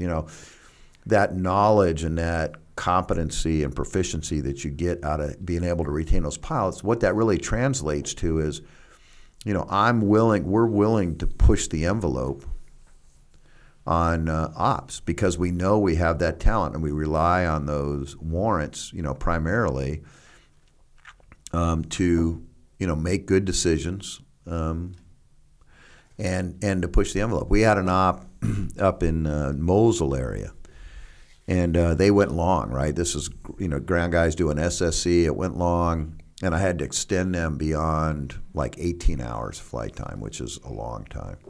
And they were taxiing back into one of the airfields up there to get gas, and one of the MH-60s clipped the side of a hangar with its rotor blades, and it was clearly from fatigue. And, when we did the accident investigation, I told my boss, a 3-star, I said, I own that. And they said, what do you mean? I said, look, I know we got to learn lessons from this, but the fact is I extended them well beyond their day. And this was, they weren't flying, supplies back and forth. They're doing combat. The guys were tired. I took the risk, so I own that. We pushed them and we paid a price. It's a small price, frankly, and I would have done it all over again. But so it costs a couple $100,000 for a rotor blade. But, What leadership lessons do you have when you look at yourself as a platoon commander in charge of 8 birds to battalion commander? So first of all, I believe that leadership is a learned skill, not a natural skill, and that the skill sets required at different levels change, right? So as a PL, a platoon leader, right, it's direct leadership. Jocko, follow me. We're going here, we're doing that, right? And you and your troop. But as you get more senior, now you got these layers of bureaucracy in between you, right? And, think back to when you're a young 01, 02 down in the teams and you got, that ancient dude who's an 05 up there, right? And who's clearly clueless because anybody who's above you is clueless, right? That's a, common held belief by all. And I just kept learning, So when remember I told you I was really worried about chronic fatigue and morale and, families are fraying because of this op tempo. So that warrant I was telling you about, Carl Meyer, who was a Little Bird driver, and his wife, Cindy, who I'm still friends with to this day. One day I was walking around the hangar, and she said, you ought to go spend some time with these young troops, because they want to hear from the battalion commander what's happening, And it really resonated with me. So I blocked out, and this is a small leadership technique, but it was very effective for me. I blocked out 2 hours a week. And I went, and I never told anybody where I was going. And it wasn't an inspection, right? I wasn't coming over there and saying, Wilnick, why do you got a croaky on your freaking sunglasses? It was more, just to sort of get a a ground view of how things are going.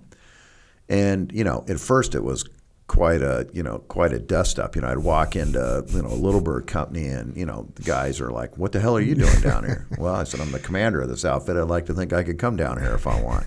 But over time, they realized it was no threat. I made sure I never chewed anybody's ass when I was down there. It wasn't about that. If I saw something particularly egregious, I'd go back to the XO and say, "Hey, go down to Owens Hangar and police those dudes up. I'm the good cop, you're the bad cop," kind of thing.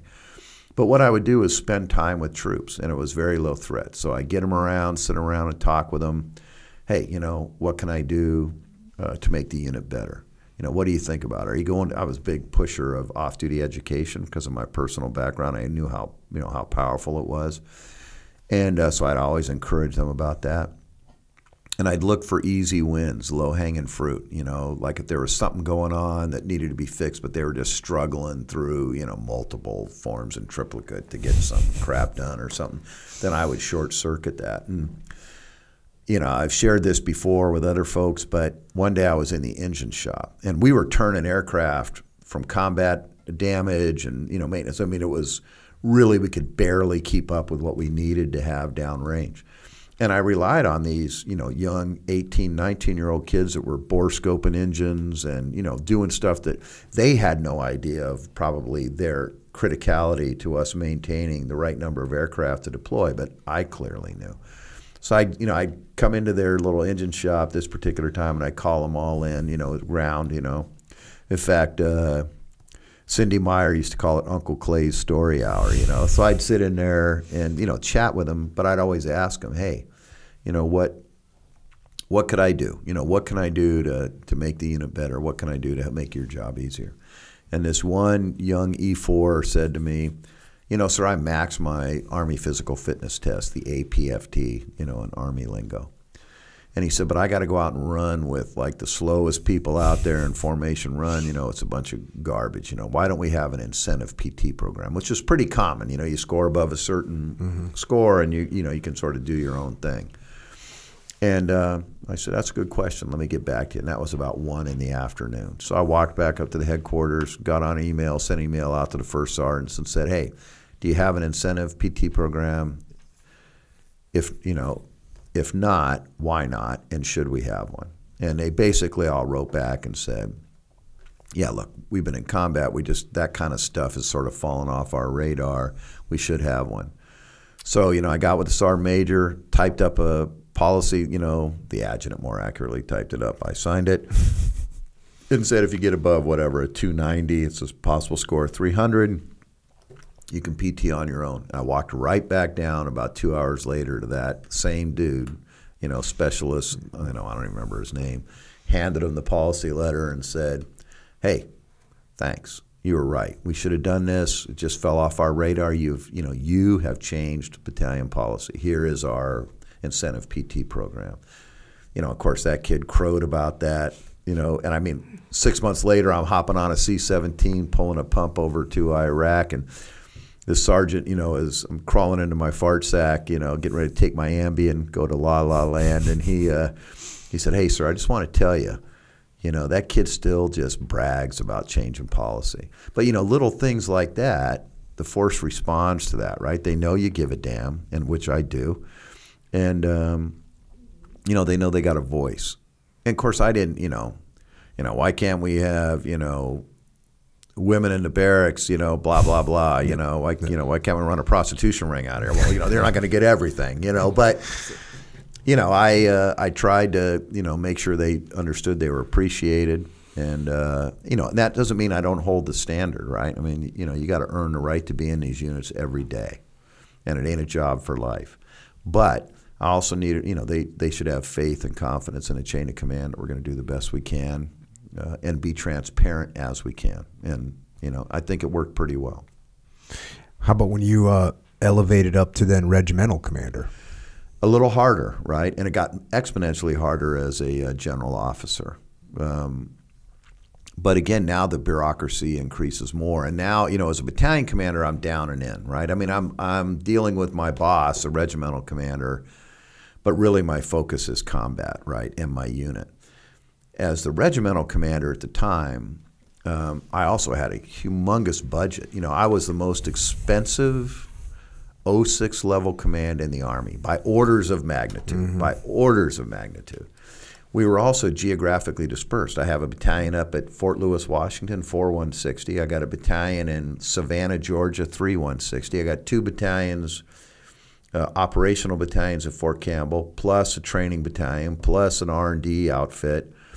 I've got guys all over the world, and I'm an 06. So most of my time, that was the big changes. Now it's up and out. Now I'm protecting my budget, right? Like, I'm the best looking woman at the frat party. I mean, everybody wants to go out with me. They're trying to steal my cash, So I'm, and I'm an 06 and I'm dealing with GOs,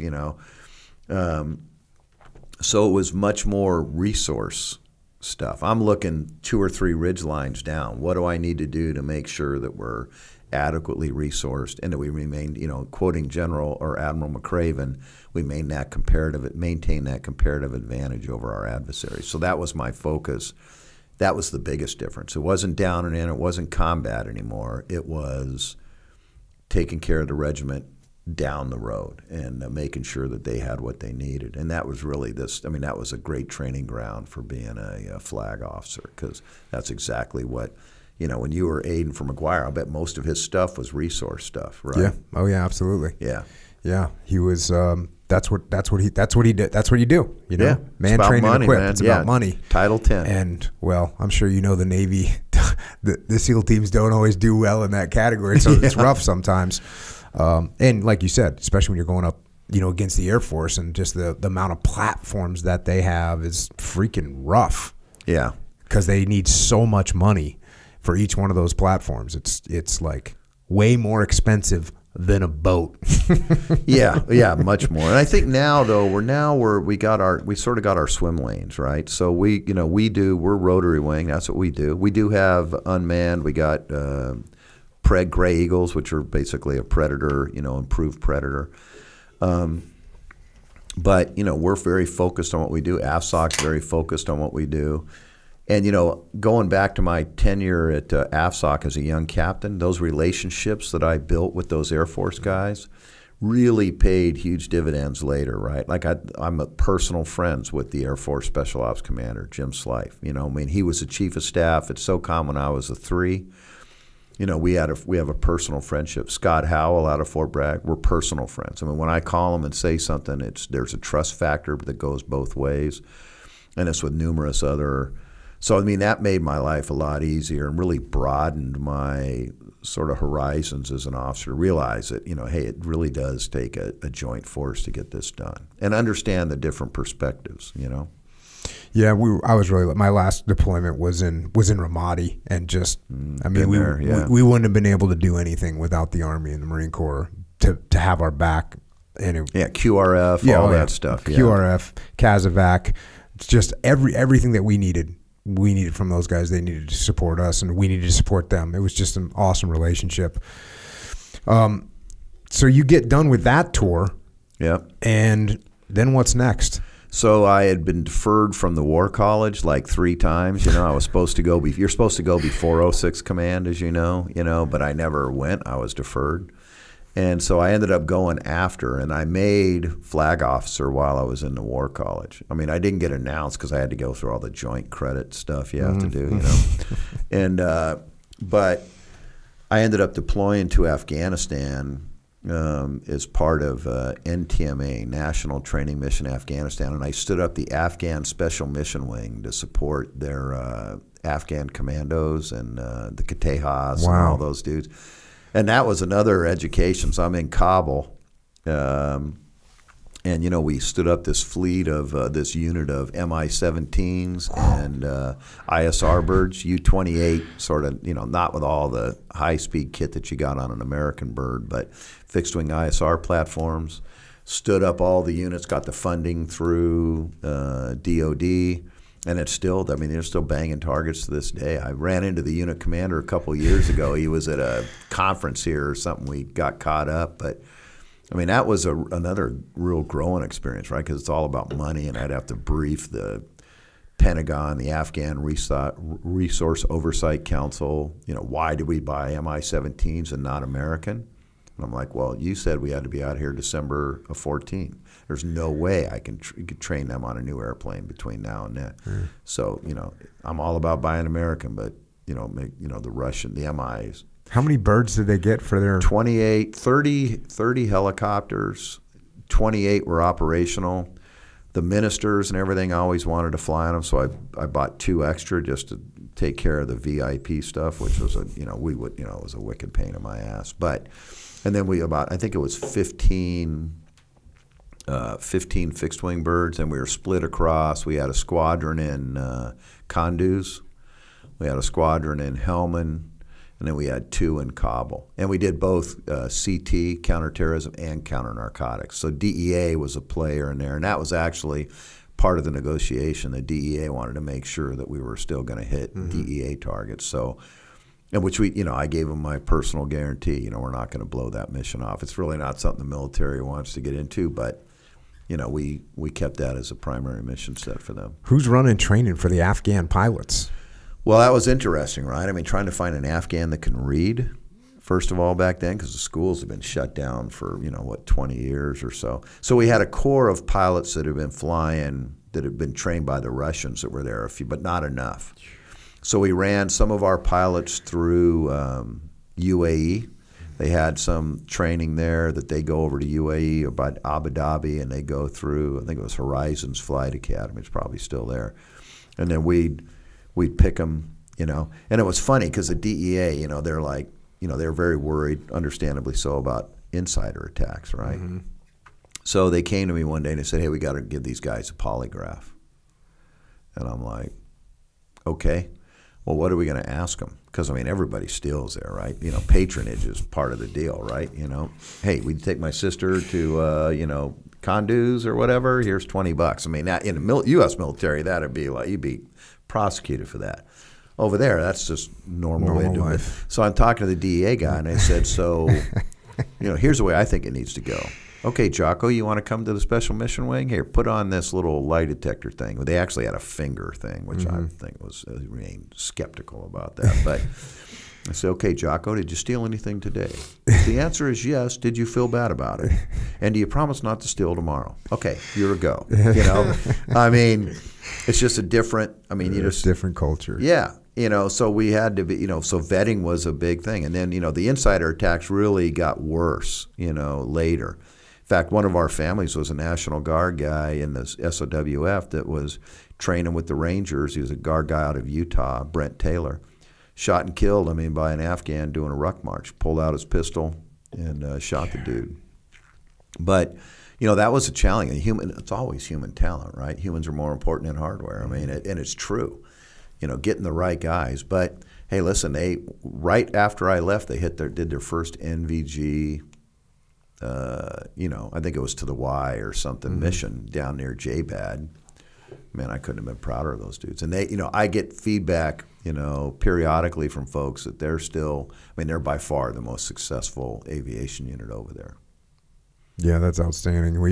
We had a guy on this podcast, Captain An, who was a South Vietnamese pilot and flew SOG missions. And awesome. Just freaking epic. But he got trained over here. Yeah, Fort Rucker probably, right? Yeah, he got trained over here, and then he went back over. And man, if you get a chance, listen to that one. He's Major On. He was a captain, and then he eventually made major. His last mission.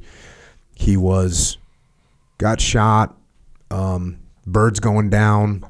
He's trying to save the bird as he's going down. Everything's on fire. I guess the yoke, what is he holding? He's holding the cyclic. Yeah, so he's holding the cyclic. Everything's too hot for him to hold on to. He can't hold on to it. So he's got his hands up by his chest, and he sees the bird's going to crash if he doesn't just grab hold of these controls. So he just freaking reaches down, grabs hold of the controls, gets the aircraft to the ground. His hands are just burned beyond anything. And he goes to undo his seatbelt, and his fingers fall off. He goes to undo, but he manages to get it off, hooked on something, and get his seatbelt off. Goes to open the door. His other hand fingers fall off. Eventually Damn. gets out of the aircraft and gets away. Gets back to Friendly's. Ended up going to hospital. Loses both of his hands. Carries on for a little while. The war ends. Ends up in a communist prison camp. Gets, can't do anything really. I mean, he doesn't have hands. So they eventually just kind of let him out of the prison camp, and he goes on multiple escape attempts trying to get out of there, and eventually he does make it out, makes it to America. But I'll write that after we're done. I'll write that number down. I just subscribe. I'll definitely listen. I'd love to hear it. Yeah, those King Bee pilots over there. This is also a guy who was going into a hot LZ where they'd already lost 1 or 2 birds. And he says, he just leaves his crew chief there, leaves his co-pilot. He just takes his gunner. Because he's like, hey, we're going in. Chances aren't looking good. I'm not risking anybody else. We're going. Nice. Yeah. Yeah, that's you don't see that very often. Freaking awesome. Inspiring, yeah. So you get that stood up. What's next on? So then I take command of the Army Special Ops Aviation Command at Fort Bragg. I was the second commander, followed the very capable, now Lieutenant General retired Kevin Mangum, who was my boss at the regiment. I took over for him there. And really, that's a Title 10 command, right? Remember I told you I was focused up and out as a regimental commander? Yeah. So the Army leadership recognized that they needed a general officer that sort of took care of the train, man, and equip stuff and let the regiment really focus on warfighting. So I did 2 years there, and really it's like a lot of budget stuff and personnel stuff. Then I went to Korea as the DCG of the 2nd Infantry Division from 14 to 15. And that was a blast. I was going to say, how awesome was that? That was. I mean, my family, my wife had just finished her master's and was teaching, and my kids, one kid was in college, the other ones were in high school. So I said, hey, I'll do this year. And, other than not having my family with me, I was a PT machine, man. I ate, Captain Crunch Berry and freaking protein bars and worked out in the gym every day, man. And dealt with the Koreans, learned a lot about, the Village Idiot up north there, KJU. And, it was an awesome, awesome tour. I loved it. I loved Korea, loved the people there, And how awesome is it that you get to go from your career of aviation and then, boom, you're deputy commander of the 2nd Infantry Division? Yeah. It was cool. I had a great boss. I learned, again, it's all about the journey, right? There is real no destination in leadership. You're just continuing to learn and get better, and you get a lot of failure around along the way, which makes you better ultimately. But Korea was broadened my stuff. First of all, I hadn't really spent much time in the conventional military, except for that one battalion. The rest of the time I'm in SOF. So I'm like, they're giving me some Army report about, readiness. And I'm like, They said, so, sir, clearly you know about this. I was like, nope. Don't even know what that acronym means, Yeah, I'm working without tools here, boys, so I need you to step up, But you come with that sort of, hey, we can do this. And, I took more of a focus on the human side, and, building the unit and doing a lot of leader development stuff and PTing the crap out of them every chance I got, So, it was a blast. And that was a 1-year tour? 1 year, yeah. And then I came back. I was the deputy CG. My boss was Tovo, Ken Tovo. Yeah, he was just great freaking dude. awesome. Best boss ever, man. He was the Siege Sotif commander when I was in Ramadi. And see, I was in Balad when you were over there because I saw Tovo. Mark Irwin was the TF-16 commander then, who's now the CEO of Bardstown Bourbon Company, by the way. I'm not sure how that skill set translated, but he makes some killer I think I do know how that translates, but it's all good. But anyway, I worked for Tovo for 2 years and just under 2 years. Loved it. Great dude. Yeah, he gave us such incredible support, to my task unit down there in Ramadi. It was a slugfest down there, and he knew it, and he just was awesome. Was just outstanding. Yeah, Colin said the same thing. A funny story about Tovo. He had a great sense of humor, right? He's sort of a quiet, dry sense of humor. And so his aide was this guy, Carter. I won't use his last name, but Carter. just in case he listens to this podcast. So the way our office was laid out is he had an XO, who was an 05, and then he had an 8, who was an 04. But he worked right outside my desk, and so, great guy, Mustang like me, was Ranger Regiment guy, went to West Point, and then went SF, and, just a stud. His wife's a doctor in the Air Force, actually. Anyway, so we got a mutually antagonistic relationship, one-liners. So it started this war between us. So my RTO, my communicator, was a SF guy, and his wife was the manager of Victoria's Secrets in Fayetteville. And so he was going on an overseas trip with Tovo, and Tovo had 2 knee replacements. So every time he went through TSA checkpoint, he got wanded. So we put a pair of size 50 thong women's skivvies inside of Carter's coin bag, right? Then we put a throwaway on top. So on his day and a half back, so he opens it up. He's like, "Oh, you think you're going to get me with these underwear?" Well, he doesn't check his coin bag. So he goes through the Fayetteville International Airport there, and Tovo's getting wanded. The bag goes through the X-ray machine. Of course, the TSA one's like, "Hey, we got to check." "Yep, yes, ma'am. No, it's my coin bag right here, right in front of Tovo." She pulls out those skivvies, and of course he knew it was me behind, the master criminal there.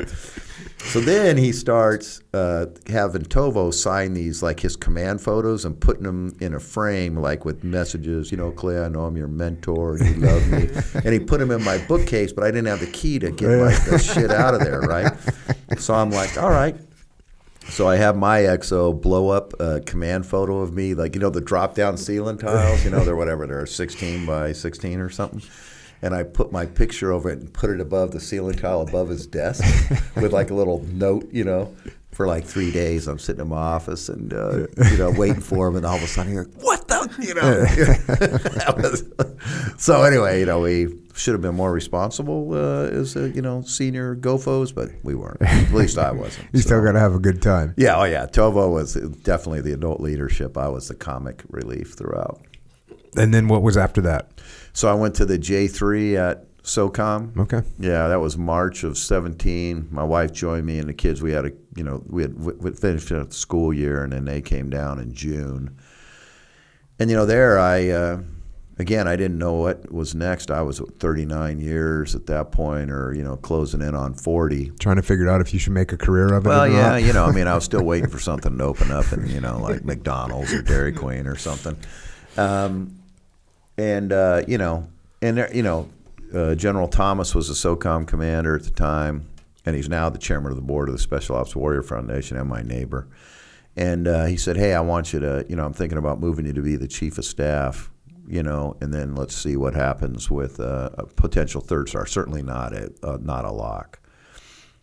But, I started thinking about that, and, I said, "Hey, look, I'll stay if you need me to stay. If you're asking me, I think I'm ready to get out. I mean, it'll be close to 41 by the time I, punch out, and I'm sort of done, And so he, was very gracious and said, "Yeah, hey, good. You listen, you got your time on the rock." And I was like, "Yeah, twice over, And when I retired there on MacDill, my youngest, who's now just finished up his sophomore year at Clemson, was 3 months younger than I was when I joined. So, I go in at 17 and I'm out at 58. So, How'd you end up at, how'd you end up at the Special Operations Warrior? Well, I wasn't on my radar, right? I really didn't know what I was going to do. I figured I'd, be one of those, dudes, trying to sell helicopters to somebody or something. But General Brown, who, we discussed before we went live, was the chairman of the board of the Special Ops Warrior Foundation. And I didn't know exactly what was going on, but I knew that Joe McGuire had been sort of nommed to go to National Counterterrorism Center. I know that was his last gig when he had, as a deputy, I think, up there before he retired. And that was sort of in the works, and they asked me, would you be interested? They didn't, would you be interested? Do you have any interest in running a nonprofit? And to be honest with you, I hadn't really thought about it, And so I almost said no. I think, I'm going to go, I'll do that later. Let me go make some money, and then, then I'll do that. But I thought, you know what? Just take a look. I said, hey, sir, and this was not the only thing he talked to me about in the conversation. It was almost like a little sidebar at the end. I said, yeah, I'd like to learn more. And I didn't even know it was the SOWF. I just knew it was a nonprofit. Because I was in the running, I was a finalist to be the president of the Citadel at the time, which would have been a cool, leader development job, right? Which I got X'd out by a 4-star graduate. I can't believe it, General Walters is doing great there. But then that thing came through with for Joe McGuire to go up there, and I didn't realize it at the time, but he was a big advocate for me, and I remain grateful to him.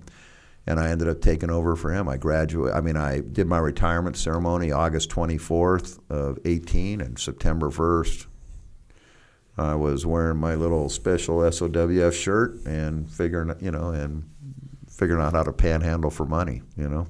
So tell us about the mission of the Special Operations Warrior Foundation. So, the foundation has just had our 41st anniversary. It was started in Desert One when we lost those 8 Americans, 3 Marines, 5 airmen, left behind 17 kids, and there was a commitment by the members of that task force to take care of those kids. So that's how we started, and we've evolved over time. Today, we have 2 primary missions. We provide immediate financial assistance to severely wounded, ill, or injured special ops personnel. And that comes in the form of an overnight check for up to $5K. If another organization like Navy SEAL Foundation takes care of their folks, and we work together with them. In fact, I had dinner with the director of Navy SEAL Foundation last night and her husband, Bill. And so we do that. We overnight a check to them. And that's really put the dog in the kennel money, fly in your mother to watch the kids so you can be with your loved one. And we also send them a device called the Echo Show, which is sort of like an Alexa with a video capability, so they can communicate with their family from the hospital room. They can stream videos. And during COVID, that's been a really big hit. That's one mission. But our primary mission is a very unique approach to educating the children of fallen special ops personnel and the children of all Medal of Honor recipients, all, living and deceased and non-SOF, right? So we cover all of them. And our program is, we call it Cradle to Career. It starts in preschool. We fund preschool for up to $8K per year per child. We fund unlimited tutoring from that time all the way through college graduation. We pay for their college visits. We bring our high school kids, about 30 a year or so, plus or minus, to Tampa for a college prep course called EPIC, Education Preparation Information Conference. We talk to them about picking a major, picking a school, writing your essay for your Common App, financial management, study skills, time management, a lot of leader development stuff. Very, very effective. We pay for all their college, and we don't care if they go to a trade school. You want to be a plumber, you want to be a hairstylist, that's good. We'll fund that. If you go to an Ivy, we'll fund that. There is no limitation. It's your passion and potential that'll drive where you go, and we're going to support you all the way through.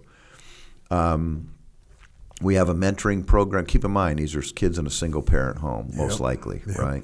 And you've been through it. You know the trauma that goes behind that casualty, right? That's the real tragedy. It's just unfolding there. And so we have a mentoring program that starts in 8th grade with these kids. Hey, what do you want to be when you grow up, Jocko? If I'm your dad and I'm telling you, you're like, yeah, I'm not listening to you. So we do that, and that continues all the way through, helping them secure internships. We pay for study abroad. We pay for internships. We pay a $5K stipend for them to relocate to do an internship. We have a special needs program that we got about 25 to 30 kids with varying degrees of special needs. And I consider special needs kids that have emotional issues associated with the loss of their parent, not what you would traditionally call special needs, right? Because listen, their challenges, even in the discipline, are as a result of their parents' service, at least in part, I would say. Not that there's not accountability there, because there is. That's part of it, right? But we fund that. And you take these kids from preschool. We invest in preschool. Why? Because we've seen that pays dividends down the road. Last year we had 41 kids graduate high school. 38 went right to college, 2 joined the military, and 1 took a year off, well above the national average. We had 93% of our kids last year graduate college on time with a degree. And that's consistent, and the numbers just get better and better and better. And these are kids that are, again, single-parent home. And it's a great mission. Today we have 996 kids in the program. The youngest is just last January was a year old, Dustin Ard. His father, Dustin Gabriel Ard, was a sergeant first class in 3rd Group, was shot and killed in Afghanistan. And, I mean, our education counselors, who are really the tip of the spear for us, there's 6 of them, said he's class of 2042. And we make a promise, and we say, okay, hey, Dustin, we got you all the way through. You know, you can count on it. We're going to fund that. And that's how we do that in accounting and everything, that we're going to fund that through. And, you know, to see these kids reach their full potential after sacrificing for their country, which they didn't necessarily sign up for, I mean, to me, it's a great calling. And, you know, am I, you know, making as much money as I could selling helicopters to somebody? Probably not. But I look forward to coming to work every day. Yeah, it's, I mean, as I started the whole thing talking about Steve Voigt and just learning that impact that the organization has had on him, obviously, and that, you know, like I was saying earlier, I didn't do anything for Steve Voigt. You know, I was his friend. Yeah. But the fact I didn't do anything.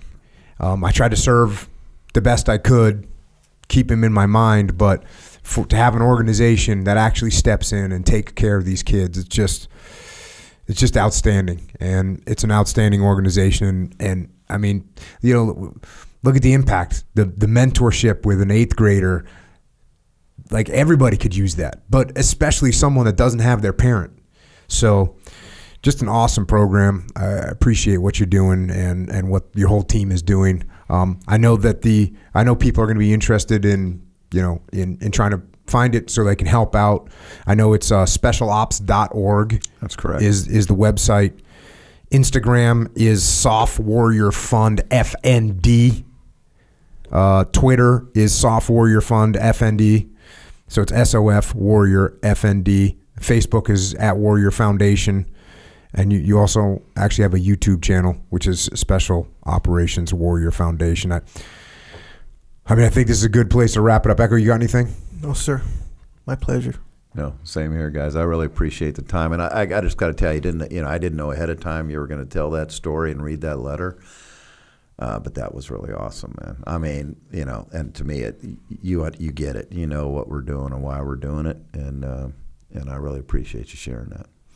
Yeah, I was tempted to do it in Steve's voice, which would have been like this, man. He had the most epic voice. I wish I could hear it one more time, man. Clay, thanks for coming on. Thanks for sharing your story with us.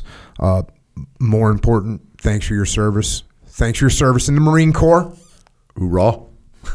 In the Army and Special Operations, and most important, thanks for the service that you continue to provide for the entire Special Operations community. Thank you for taking care of our brothers and sisters in arms. No worries. It's my honor and a pleasure. And you know, again, I'm a small part of the team, but there's a whole group of committed folks at the SOWF. We're very small, but 100% committed to the success of these families and being there for them. You know, so it's an honor. Thanks for the support. And with that, General Clay Hutmacher has left the building. And once again, Echo Charles, seems like we can do more. Yes. And at a minimum, it seems like we can do better. Better, yeah. What can we do to do better? Well, we can do a lot for sure. You know, not all of us are going to be flying through biblical dust storms. Just save people and support people. Not all of us. Those dust storms are crazy. Yes, sir. You don't want to be in one. Yeah. Flying a helicopter. I'm going to tell you that. I imagine that is true.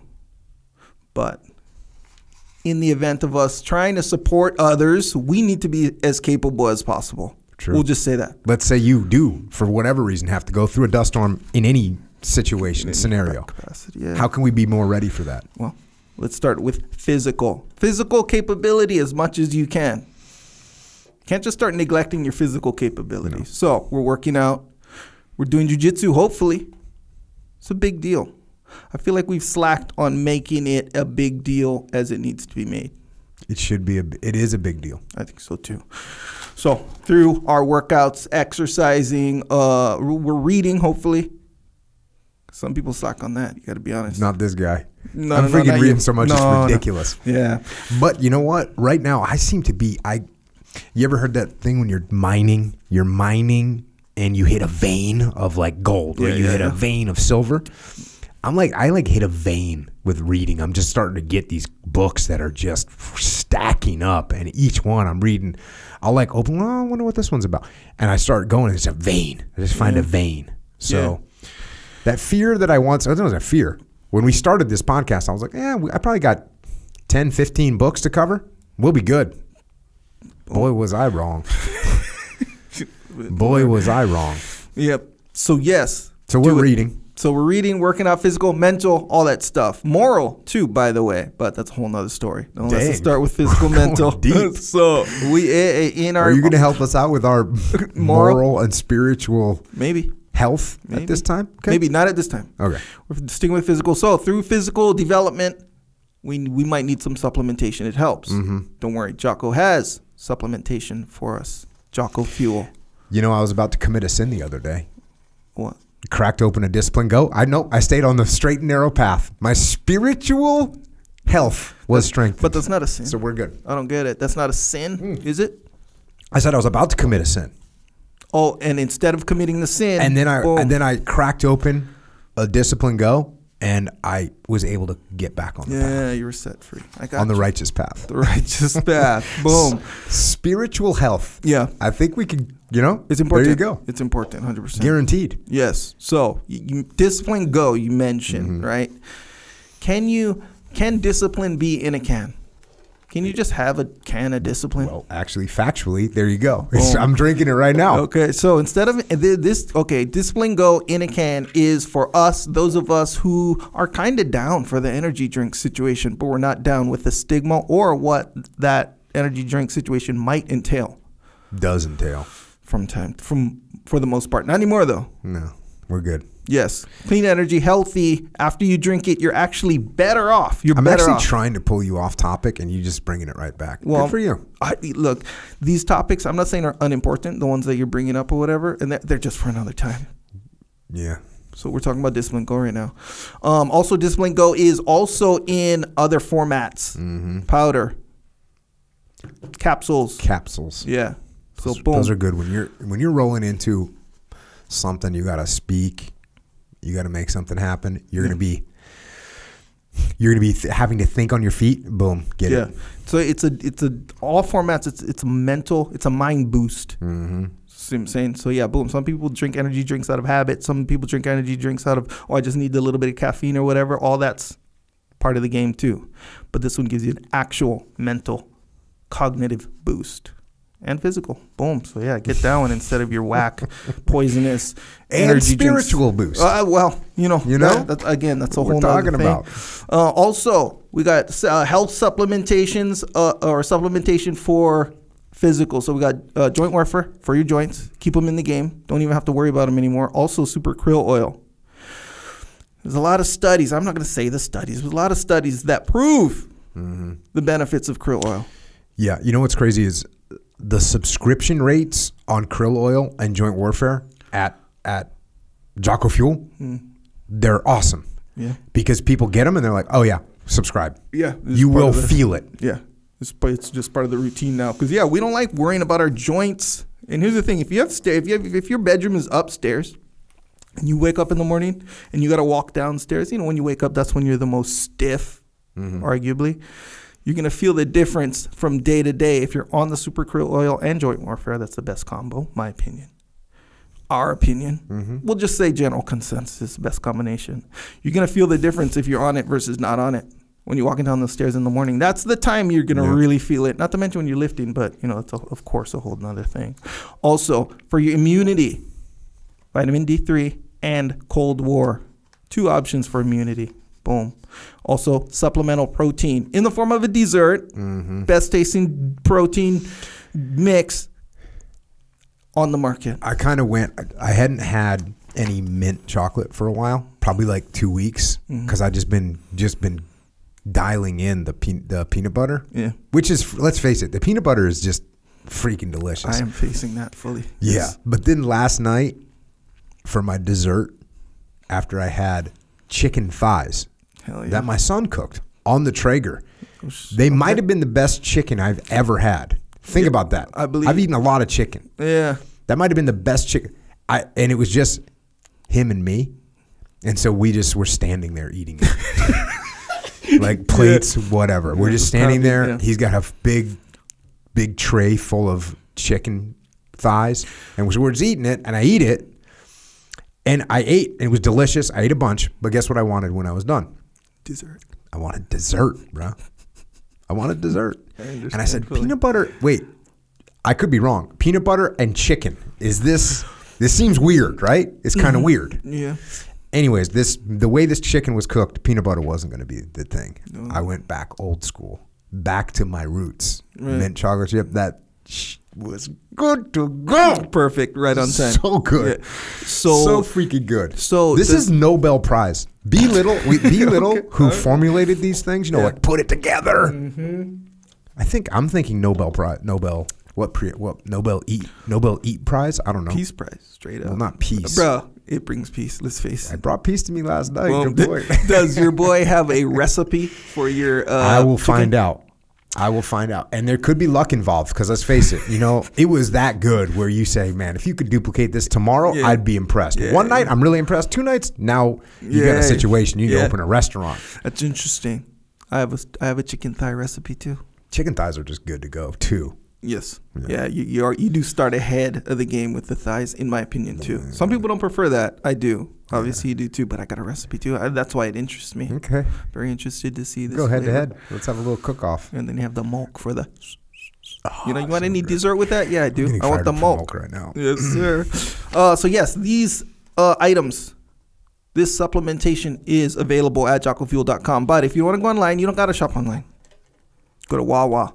Boom. Actually, Wawa is just for the energy drinks. Keep that in mind. Yes. If you want the rest of the stuff, you can get it at Vitamin Shop. Mm-hmm. And if you want to get this stuff delivered to your house for free, well, how is it going to get there for free? We're going to have to pay something? No. For free? Go to JockoFuel.com. Subscribe to that, whatever it is you want. It'll come whenever you want it. It'll come there for free. Boom. How freaking legit is that? Yeah. That's so we can do competition with the elephant in the room, right? Yeah. The elephant in the room got some weight behind it. Yeah. Hey, but we're over here scrapping, right? We're over here scrapping. Oh, you want to throw down some free shipping? Watch this. Yeah, good way to support. Something very secure about a free shipping scenario. It's like one of those things you just don't have to worry about. Goes deep. Also, OriginMaine.com. This is American-made stuff. Good, durable goods, as it's called. I didn't quite know what that meant. It just sounded durable, which I like, of course. But it's like jeans, American-made denim. We got some hoodies on there. We got some shirts on there. We got some jiu-jitsu stuff on there. Now, when I say American-made, this is from the cotton that's grown in South Carolina. Or is it North Carolina?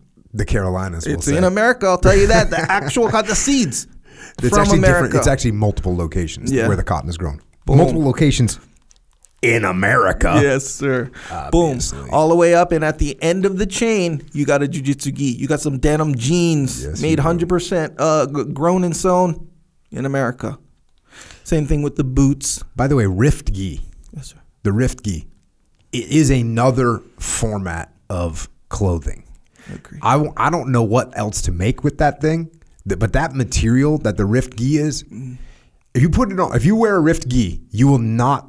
You may wear another gi at some point because you have to, but you won't be happy about it. No. That Rift gi is freaking legit. I don't know what else to make. What else can we make with that? Well, we could go deep and make some shorts with that. Make a casual jacket of some sort. I was thinking when you go to Mexico and you get one of the like the little Baja jacket thing.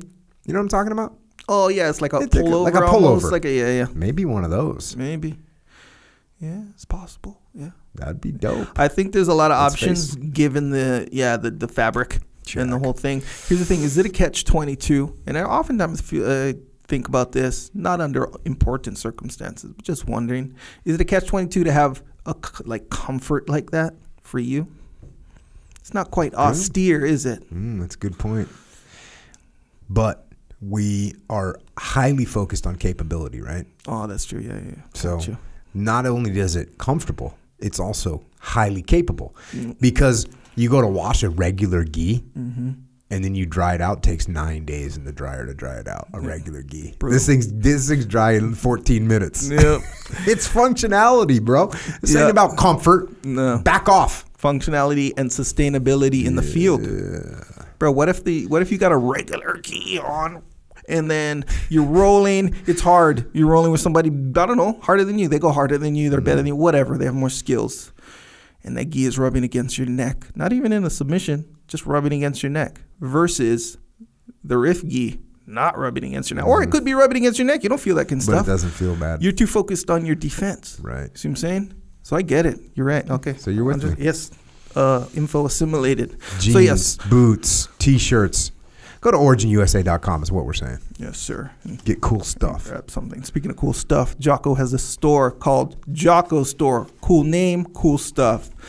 Discipline Equals Freedom shirts, hats, hoodies, some soap on there. Warrior Kid soap, Jocko soap, Trooper soap, Killer soap, the black charcoal activated antibacterial soap. Have you ever seen those videos like on social media or whatever, and they're just under the broad topic of satisfying? Yes. Have you ever seen these things? I don't watch those videos, but I do know the my category. daughters will watch, quote, satisfying videos. Yeah, mine too. Yeah. Right? Yeah. It's like a piece of Jell-O getting sliced. It's real weird stuff, right? Yeah. I don't get it, but the closest thing I have is when you take black soap, which is Killer soap, you wouldn't think that you could clean yourself with black soap. Yeah. But it works. Yeah. It's so satisfying. Yes. I do understand. And yeah, every once in a while you'll come across something that you're like, yeah, that is, I guess, given what you're saying as far as satisfying goes. Yeah, it's true. And yes, the Killer soap experience, we'll say, does fall under that category. It kind of has a, what do you call it? It's not abrasive. What's the less, what do you call it? Exfoliation, or I don't know. It's something in there that provides a little scrub. There you go. See what I'm Look saying? at this guy with the exfoliation on that one. Nonetheless, that's on Jocko Store as well. These are American-made soaps too, straight up. Yeah. No chemicals in this kind of stuff. By a kid, by the way, Yeah. that building a business, a warrior kid. Aiden, the man, Yeah. providing. Also, we have a subscription situation as well on Jocko Store. It's called the Shirt Locker. So these designs are a little bit more, I don't know how to explain them. I'm going to try. They're a little bit more maybe creative, maybe fun. Maybe they might jump out at you a little bit more. A lot of people have been contacting me saying that they want the shirt from like 2 months ago. I have bad news and I have potential good news. Bad news is you can't get it. It's because it was for that month. You see what I'm saying? If you're a subscriber, you'll get it.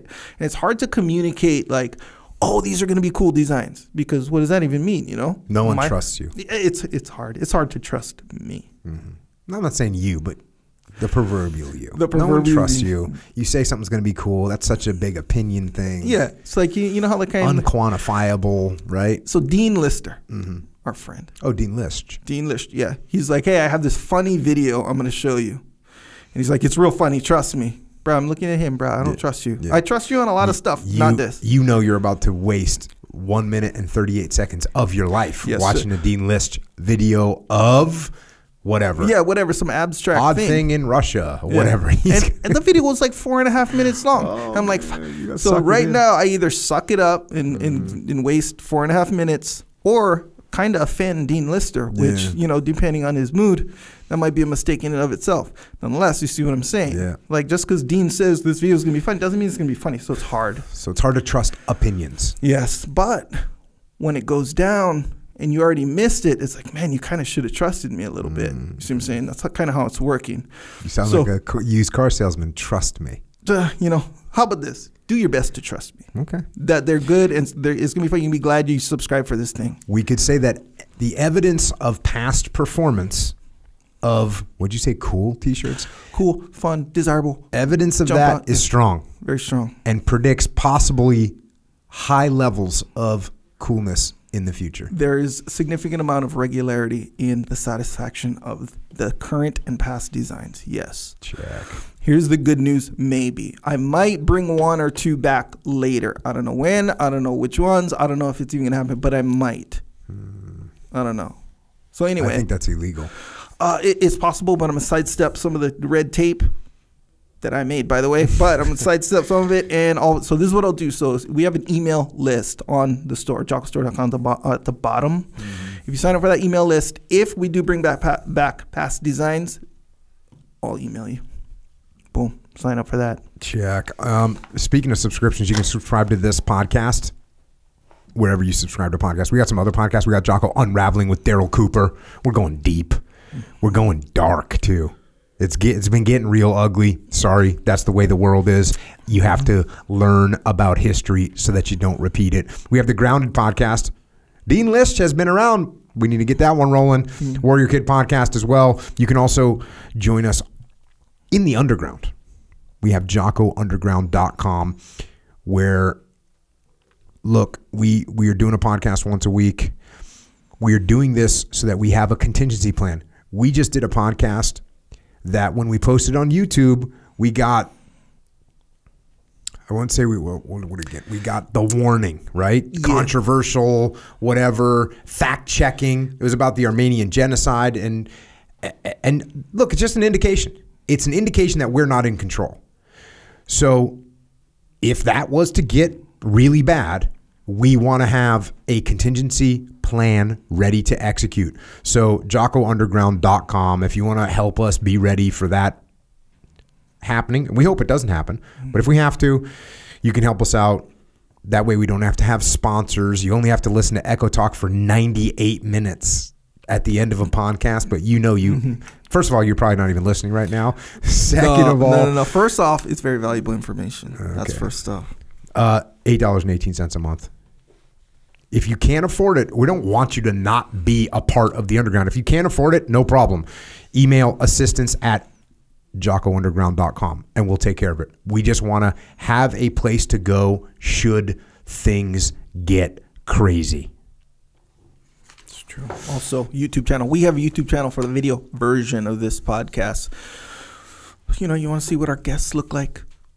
Or you just prefer the video version, which is a thing. I've said this for a while. You play it on the TV, in the gym, in the house, wherever you play it on a screen. Boom. We do have an official YouTube channel. Also, there's excerpts on there. So you don't want to listen to the whole podcast necessarily like 20 minutes before work or whatever, or a meeting or some time-constrained event you have. Just listen to some of the excerpts. Get the value. What do you know about work and meetings?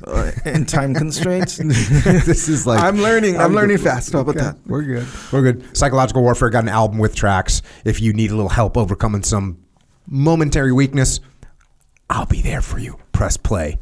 Psychological Warfare. We've got Flipside Canvas, which is Dakota Meyer's company, where he's putting stuff for you to hang on your wall. Things that say discipline equals freedom. Go to flipsidecanvas.com if you want to get some of that. Got a bunch of books. I just posted a little post from Final Spin. What'd you think? I liked it. Yeah. What'd you think? It's funny because I've grown to know your kind of, I don't want to say signature, but some things that are pretty unique to you when it comes to writing. Like how you'll start the margins like later and later for a certain like psychological effect. I noticed some of that. But it wasn't necessarily surprising as it was like, oh, I see what you're doing there, is that you'll talk and it'll talk like that and then it'll start to kind of rhyme in a way. And I'll be like, oh, okay, all right. It's going to be very interesting. Yeah. The reactions to that look, I posted one page. It's 200 pages. I posted one page and people were like, what?